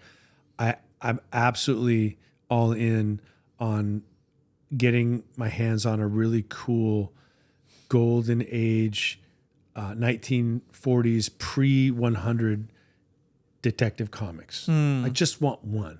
Yeah. It doesn't have to be a high grade. In fact, I couldn't afford it in a high grade, but it needs to be a nice presenting copy. I just think they're awesome with that trade dress. Those detective comics from that era are amazing. I want to get one of those. And they're not, it's doable. I'm also, like I told you, I'm softening on my position toward Spidey. Yeah. And I think I'm going to pursue an ASM 50. I think that's the next grail that I want. I really want it. I've gotten over the fact that I didn't buy it for $50 back when I worked at the comic shop. And I can let that go now. But it's hard to buy it for a lot of money when you missed up. Probably need to sell a few things to get that. But anyway, those are the things. I think I've kind of come to the conclusion that I'm probably not going to get the first Catwoman cover, like the Tech 122. Yeah. It's really, I think, overpriced right now. People it's getting listed on eBay for crazy prices, man. Yeah. And Golden Age is hot right now. Yeah, and I just not willing to pay that much for it. I have the book. It's just ironically coverless. I have the book, so I've got a facsimile cover on it. I'm just going to live with it for now. Yeah. I mean, if I can get it someday for a good price or a 0.5. But anyway, so that's what I'm kind of looking at right now. And I'm slowly reacquiring some of the keys that I sold to get FF1, like little by little. I've got, the first Electra back again. I picked up the 2 first Red Sonjas again. Not necessarily in the grade that I had them, but that's okay. Speaking of first Electra, I saw first Electra go on Whatnot for $125 in like very fine condition. Really? Yeah. Newsy too. Really? Ah, man. Yeah, I've got an 8.5. I'm fine with it. Fine, 8.5 is fine. I'm not looking to get it, but I'm looking to replace my Werewolf 32. Yeah, I sold that one, that 5.0. I'd like to get it back or something. There. But anyway, you could. You could upgrade your 8.5 because you bought that just to get back into it. Yeah, I could upgrade it, because it came to me, and of course I was going to give you first dibs. Yeah, and you were like, I just need this book back in the collection. Yeah, I need to have it. So, but she's one of my favorites. That's a book that you could easily upgrade. Yeah, maybe even just to a 9.2, or even just like a raw near mint copy. Yeah, I could do that too. Like I know we got these slabs on the wall behind us and they're great, but I'm not like a book like that. I would be totally content having like that book. I will keep raw because I bought it in New York, or I will keep slab because I bought it in New York and it means something to me. But a lot of these other books, like that Moon Knight behind you, as soon as I find that book raw for a good price, like I'll sell that one. Yeah. Maybe same with this one too. I don't know. My cat's name is Ahsoka, so. First Ahsoka. Yeah. These are some slabs I will keep because this Doom and Wanda, and then this was the first Doom cover that I bought. And of course, this one could be upgraded at any point in time. Yeah. If somebody would let me trade an upgrade. And this, remember I paid $16.80 for this, $16.70 for this one. And Wow, now it's worth $4,500. It's a pretty good investment. Yeah. Red hot. Yeah, man. It's just. You need that book right there. I know. I mean, that's the thing. There's a lot of things I want. Like there's a Young Men 25 on eBay right now. It was the guy was trying to get $6.99. Now he's lowered it to $5.94. But I'm not going to spend $600 on that book. I like it. I always wanted it. Yeah. But it's not even the Young Men 24 is the first one and the first reintroduction of the superheroes, and that one's just too expensive. But I love the cover of this one. He's like the Statue of Liberty's on there, and he's throwing the Human Torch is throwing fireballs. It's a great cover. But I don't want that over the Golden Age, pre issue 100 Batman cover Detective Comics. Like I want to get a cool looking copy of that. That's probably something I'd have to get at a convention because I need to see it in my hands. Yeah. Like I don't think it's something that I would find on eBay. And then, but that ASM 50. Yeah. It's gonna be hard to find a raw copy of that though. Yeah. That's one of those books that people just get graded. Same with ASM 129. Like that's just a book that people, because there's such a solidified value once it's graded. And like a book like 129, it's a hard book to grade. Like the yellow does not make it easy. No. You can't just like compared to like, I don't know, like a book like this or even like Elektra or even like Batman 227. Like you can't just like look at the book and like quickly assess like, okay, this is the range that I'm in. Now let me like dig in a little deeper. Like, okay, there's these ticks, there's this or that. So this is the grade it's in. But that 129, the yellow masks a lot of stuff. Yeah. And so even just like as a buyer beware, like if you're looking to ASM 129, like do your due diligence or buy from a very trusted seller when it comes to a raw copy of that book, because the yellow hides so much and bad sellers will sometimes hide behind the yellow. And they'll have it work in their favor. So yeah, that's tough. Ah, man. That'd be a fun book to own too. Like a couple of those Spider-Man keys, 121, 129, 50. I'd like to have all of them. Yeah. 2 of them are yellow covers, by the way. That's interesting. Yeah. But yeah, I don't know. I could do what the guy did for the, he bought 129 from you and then cracked it. Yeah. So I could find a 50 and crack it if I don't want it slab. But I don't know if I would do that, Yeah, the book just has so much value slabbed. But I probably wouldn't go for anything higher than like a 3.5. I don't think I want to spend thousands on it. No, I think you're good up until 6, maybe even a 7. No, 7 is up there. I think you might be good into the 5 to 6 range. What am I getting? I think a 5 to a 5.5. I think it's like an $800 book. So okay, I could save for it. I want to start getting into Golden Age. I don't want to get into it too much because it's a lot of money, but I want to start with a World's Finest. Oh, those are great. Yeah. Those are really great. Those are really great. And cheaper than getting Action or Batman or Tech. Right. And yet it's the same characters. Yeah, exactly. So and they're crossed over. Like it doesn't make sense. It doesn't make sense. Like arguably the greatest crossover in the history of comics. Yeah, there's some really cool covers from that era too. Oh yeah, they're so really cool. And they feel more, I don't know what it is about those covers, but they're just so spunky. Like, yeah. There's just something about them that's like they got a lot of energy. It feels different. Yeah, a lot of energy. Yeah, that's I love Golden Age stuff. I love it. It's expensive, but they're about as blue chip as you get. Like if any Golden Age Superman, Batman kind of cover, it's not going to really lose. Maybe next weekend. Maybe. I mean, look, I worked hard all month. Yeah. I did. And that's my summer job. Like, as summer jobs go, you really can't beat it. Right. But it's still 24 hours a day for 7 days a week for 4.5 weeks where I'm on. So I'm exhausted. Again, I mean, me and my colleague are exhausted when we're done. We love every second of it, but we're exhausted when it's done. And so, teachers, I get paid in the summer because I'm on a salary that's 12-month contract, but most teachers, even at the college level, will do something in the summer to generate some money because they can, Right. pick up some classes. For me, it's do the program where we take students to Italy, and I work hard, and I get paid for it, and now I come back and wouldn't really out of the realm Trying to reap what you sow. that wouldn't be out of the realm of what's reasonable to say.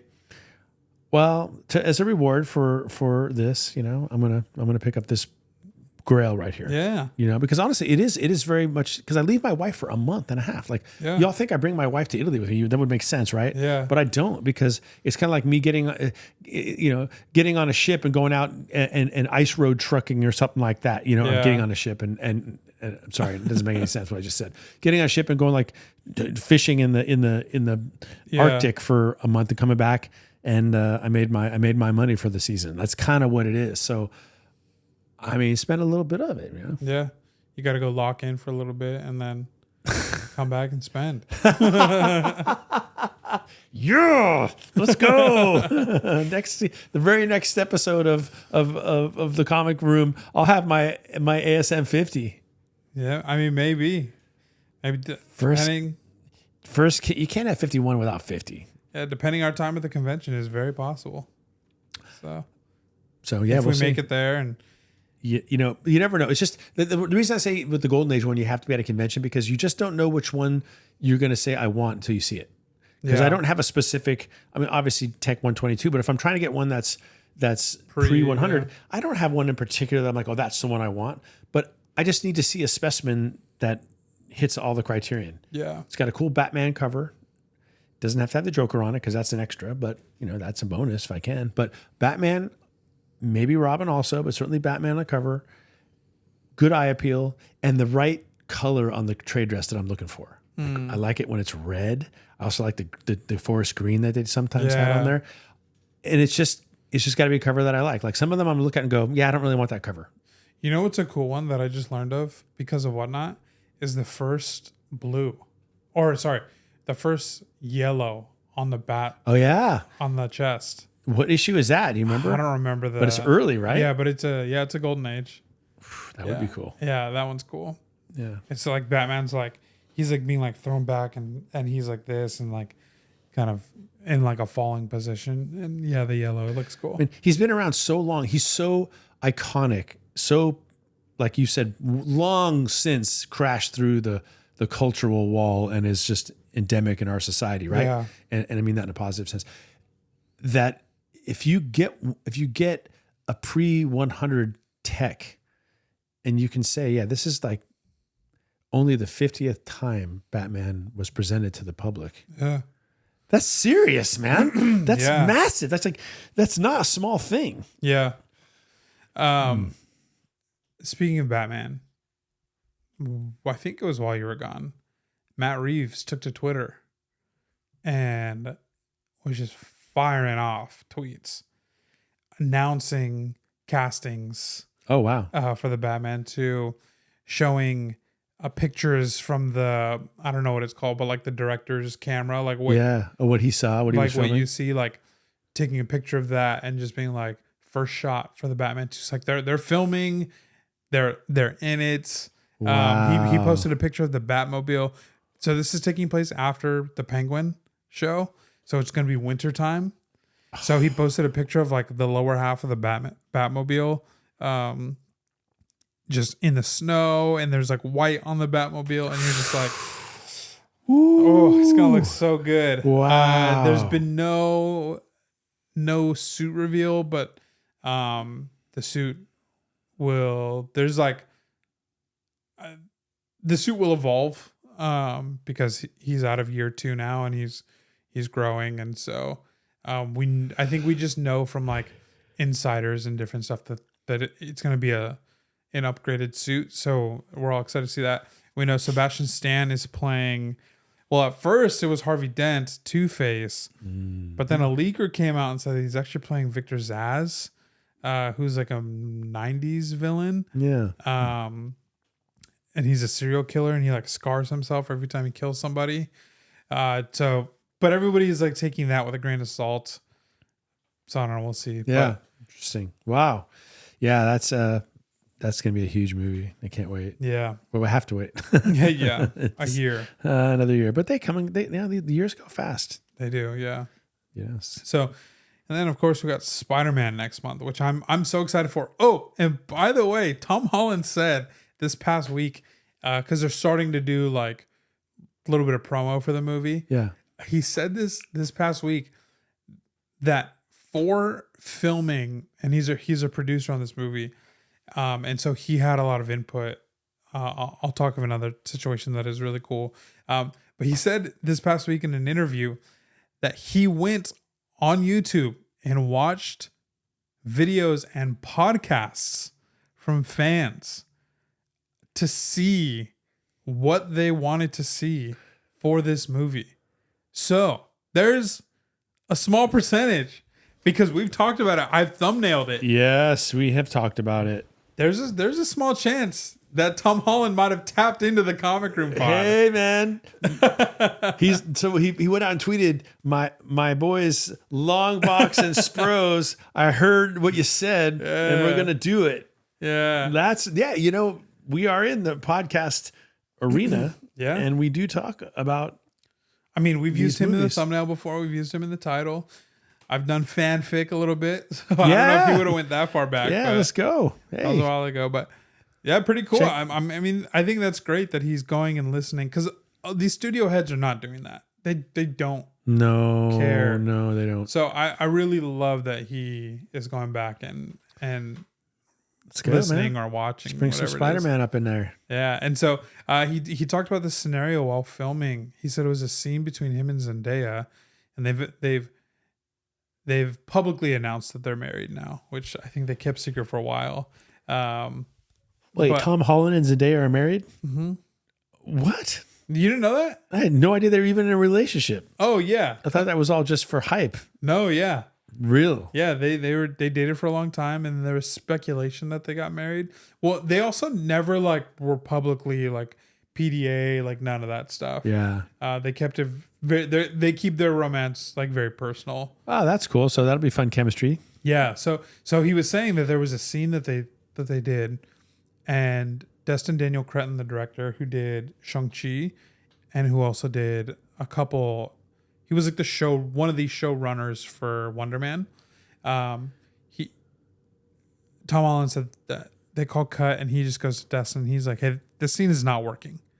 He's like, "Whatever Zendaya and I are supposed to feel, we're not feeling, and we're not able to get to what the scene is supposed to have." And so he said, Destin Daniel Cretton goes, "Okay." And he tells the whole cast, he says, "Go home for the day." He's like, "We're going to rewrite this scene." Wow. And so he said it was them, him and Zendaya, Destin Daniel Cretton, and the writer, I don't remember his name. And he said they sat there for the night and they wrestled through and struggled with, okay, what is the point of this scene? What are we supposed to be feeling? What are we trying to make the audience feel? And how can we write this so that Zendaya and Tom Holland can actually capture those feelings? So he said they spent the whole night just rewriting the scene. We don't know what the scene is, but everybody's now we're going to be watching that with a keen eye. Okay, what is this scene that they send the whole cast home and get into the writer's room and that's pretty cool and rewrite. So, and that's coming out next month. Yeah, July 30th. Wow, that's right. Okay. Yeah. So and then Sadie Sink, red hair. What is it? Her powers a little bit more psychic. Yeah. Everyone's speculating Jean Grey. I don't know if I fully buy into that yet. Oh. I just think it's weird to introduce a character of that size in the X-Men in a Spider-Man Sony movie. Yeah. But, But, I mean, apparently she signed a 5-picture deal, which is not a small deal. That means that's going beyond. So that's Spider-Man, Doomsday, and Secret Wars, assuming, right? So if she gets out of the 3, then she would have 2 more after that. And we know after this, they're focusing on mutants. So that's where a lot of the speculation comes from. looks wise, she looks like she could play Jean Grey. So I don't know. I'm not fully bought into it. Not that I'm against it, but We'll know soon. yeah. Giants, X-Men Giants has one's another one I'm thinking about. But anyway. Yeah. Punisher was great in those in the trailer. There was a new trailer that came out the other day. I don't know if you saw it. No, I haven't seen it. Yeah, I'm still like coming online. yeah. So there was more Punisher lines in this trailer, Okay. which was cool. The suit looks fantastic. It's something that they said that they were doing, just like as far as like costume design, was giving it more wrinkles, and not like it's this, Stark made perfectly fits. Yeah. The Toby and especially the Adam Garfield, the Adam Garfield movies just excelled in the swinging. And so when he was swinging, it's insane what they were able to do. But you would just see like the wrinkles in his suit and like flapping like in the wind, like as he's swinging in those movies. It's so good. And they actually brought that team back in that did the web swinging stuff for that movie. They brought them in for this movie. Nice. You watch Amazing Spider-Man 2 and it's just, there's no better web swinging in the movies than in that movie. That movie has a lot of faults. You guys know I love that movie. I'm not above saying that movie has a problem. Absolutely has its problems. The web swinging, not one of them. No. So it'd be cool. And then we know they're also doing they filmed actual live action swinging of Spider-Man. I remember seeing that. Yeah. And so that's going to be really fun to see, because the previous director, John Watts, said that they've tried it and it looked bad. And so they must have found a way. Wow. But people want from these movies to not feel like it's all computer generated. Yeah, because it doesn't have the same intensity. Yeah, you can just tell, and you just can't get immersed into it as much. Yeah, which I think is, for Spider-Man No Way Home, you can kind of give a pass to it because they were like filming during COVID, so it's like, okay, yeah, like they had to film on sets for a lot of it, but part of Spider-Man is like this dude he's in New York City. Yeah. And New York City just has a feel to it. Like if you're from New York, you've been to New York, you've been to Manhattan, you've been to Queens, like it has this feel that is unlike any other place in America. And so you can't capture that on CGI. No, the city should feel like a character. Yeah, and I think to Tobey Maguire, like those movies were shot in the city. And some other places too, but it really does capture the feel of New York really well, which Tom Holland's movies have not. And I mean, for one of the movies, he was in Europe for the entire thing. But he is like he's your friendly neighborhood Spider-Man. Yeah, get in the neighborhood. Exactly, and you should feel that neighborhood. So this, from what we've seen in the trailers, like it all looks great. I'm very excited. Yeah, I'm excited too. I'm glad to know that I already have a ticket. Yeah. Thank you. Yeah. Thanks for 5 of us picking this that up. time. Yeah, that'll be a blast. Yeah, it'll be a good time. That's gonna be fun. Oh man, I'm so excited. You gonna get a special popcorn? Oh yeah, probably. Yeah, I'm probably gonna see that movie every day of the weekend. We're going Thursday. I'm probably gonna go see it Friday. I'm probably gonna go see it Saturday. You are Marvel's dream customer, man. Yeah, I truly, because this is the first movie since Endgame that is not affected by anything. So it's like you have COVID in all those movies. Oh, right. And then Marvel like pivoted into the shows, and then they just did like so many like types of rewrites, and just, the movies got really bad for a while. So then kind of once we got out of the COVID era and like 2022, when it was like all widely open, like across the world, and things were going back to normal, then that's when you had Deadpool 3, Deadpool and Wolverine. But then the problem with that was the writer's strike. So then there was a pause on production because of the writer's strike that happened in 2023. So that movie even had to have a pause, was rewritten. They even like filmed some of that movie with Hugh Jackman and Ryan Reynolds just riffing because the writers were not allowed to write. So some of the way that they got around it was like, well, just go improv. That's kind of that works out for Ryan Reynolds. Yeah, exactly. Yeah. So they did that. So this is like the first, and of course you have like Ant-Man that comes out after the situation with Jonathan Majors. Yeah. And so there's like so much restructuring around the movie where like, okay, that movie let's not never involve him as ever much. had a chance. Yeah. So you just have these movies that just had so many different problems.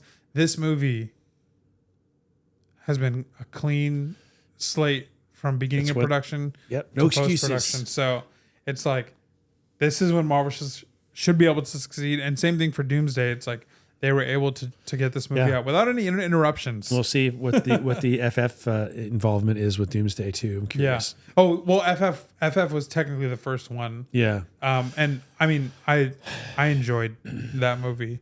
I think it's kind of split. We really liked it. I liked it. I still don't really understand why. Well, it's to be fair, like I'm a big fan, so but by the same token, because I'm a big fan, I'm going to be more critical too. Yeah.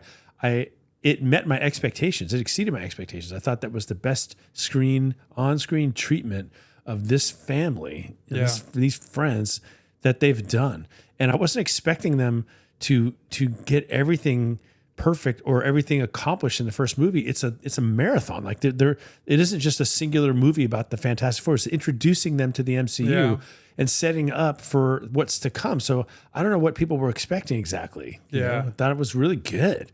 I thought Galactus was awesome. Yeah. This gothic Galactus was sick. Yeah. I really liked that. I watched like the first 30 minutes of it the other night, and it was it was during her subathon, and then she had finished, and we never got around to watching the movie, and we were watching something else. And so there was this moment that I didn't catch with Herbie, and is when Sue Storm walks into the room, and she's looking for Reed, and she walks into the room, and Herbie is building the crib. Yeah. And she's like frustrated that he's building the crib. And Herbie talks in the movie. He does like his little like tune singing thing. When she walks in, and I can't tell, I got to go back and rewatch the scene. It seems like he looks at her, and she's pregnant with Franklin at this time. It seems like he looks at her, and she like says her line or whatever, and then it sounds like he says, "You're glowing," which is so funny because I think he knows that he's not supposed to be doing what he's doing, that Reed should be doing it. So he's trying to give her like this compliment. So I don't know if that's like actually what was said. I got to go back and listen. Funny. But it sounded like he was giving her this, "You're glowing," the pregnancy glow. That is so funny. Yeah. I need to watch it again, actually. Yeah. I liked it. So yeah, it's a really good one. But people have the right to their opinion, whatever. But I think there's just a lot of haters out there too. Yeah. It's more fun to be negative. It's true. I mean, if I don't like something, I'll say so. Yeah. I'll be negative about it. And I was critical about some of it, but I thought overall it was really good. I didn't like Superman all that much, Right. I didn't hate it, but it just didn't hit. Yeah. But I was the minority there. A lot of people, everybody else was like, "Oh, it's just so great." Yeah. Like, that's fine. But I didn't think it was that great. Everybody's like, "Oh, the guy who played Lex Luthor was amazing." What's his name again?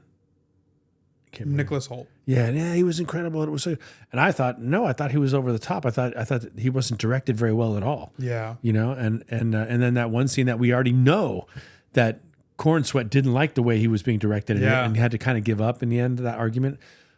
The dialogue was wooden and on the nose. I get up and do this every day, Lex. That's that's what makes me a good guy, or whatever it was he was saying. It was so campy. I'm like, that's what makes me human. This? Yeah, this isn't very good, and everybody's that movie did I think 25% more sales than FF1 did or FF did, and people were saying how great it was. I just didn't think so. I mean, I didn't even think it was as fun as FF, and it was trying to be fun. Yeah. But my biggest issue with that movie is what we said over and over again, is that Superman wasn't Superman. Yeah. The dude was weak. Yeah. As you pointed out, he had to get rescued from every fight scene he was in. Yeah. He couldn't win a single fight.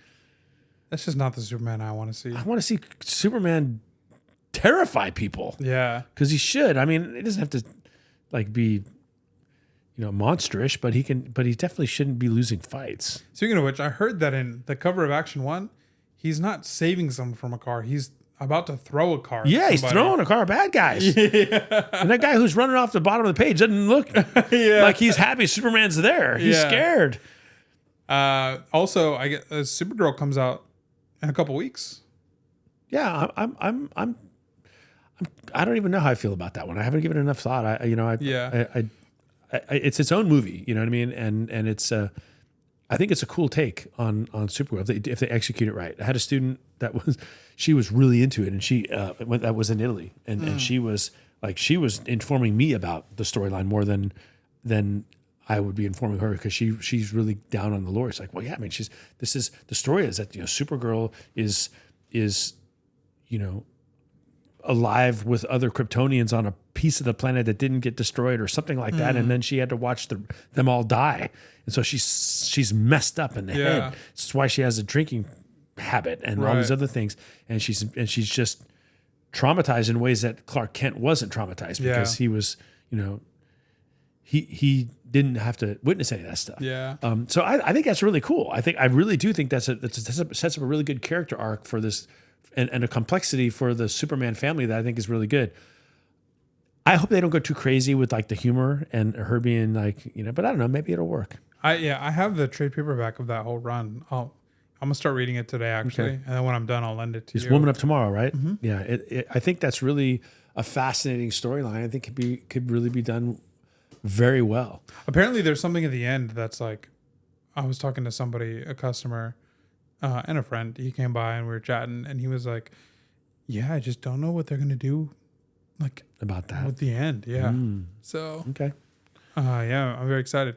We got an exciting next few months, man. We have Supergirl. That's probably not like an opening night thing. That's maybe like a Saturday, like afternoon type thing. Watch it turn out to be like the best of them all. Yeah, right. You never know. And then we have the Odyssey. And we have Dune later this year. Dune's Day, because it comes out the same day as Avengers Doomsday. Wow. That's gonna be a long day.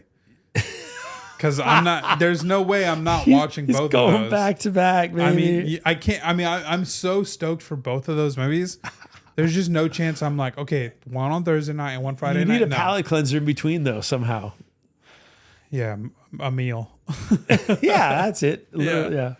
And then what else? So we got Supergirl, Spider-Man, The Odyssey, Avengers Doomsday, Dune, Clayface. Oh, that I'm looking forward to. Yeah. That looks, the trailer looks really good. Yeah.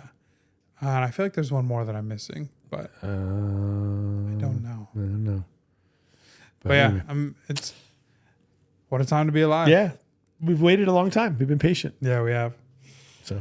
All right. We've gone on more than long enough. Yeah. We're at the 2-hour mark. Yeah, so. we went crazy. Yeah. We had a lot to talk about. Thank you guys so much for watching and / or listening. We appreciate you guys so much. You can follow me on Instagram. I'm at Spros_comics. He is at Mr. Longbox. No IG sales for me this week, but I will be on Whatnot I'll be on Whatnot at least once this week. And then Katsu Comics will be doing a claim sale on Thursday, and he got in a ton of new stuff. Let's go, Katsu. Really good stuff. So you want to tune in for that. That'll be this coming Thursday. Anything else? No. All right. We'll catch you guys next week. And we're gonna get more consistent again. Yeah. We already told you that, but we'll be consistent again. So all right. We'll see you guys next week. Okay. Bye. Peace.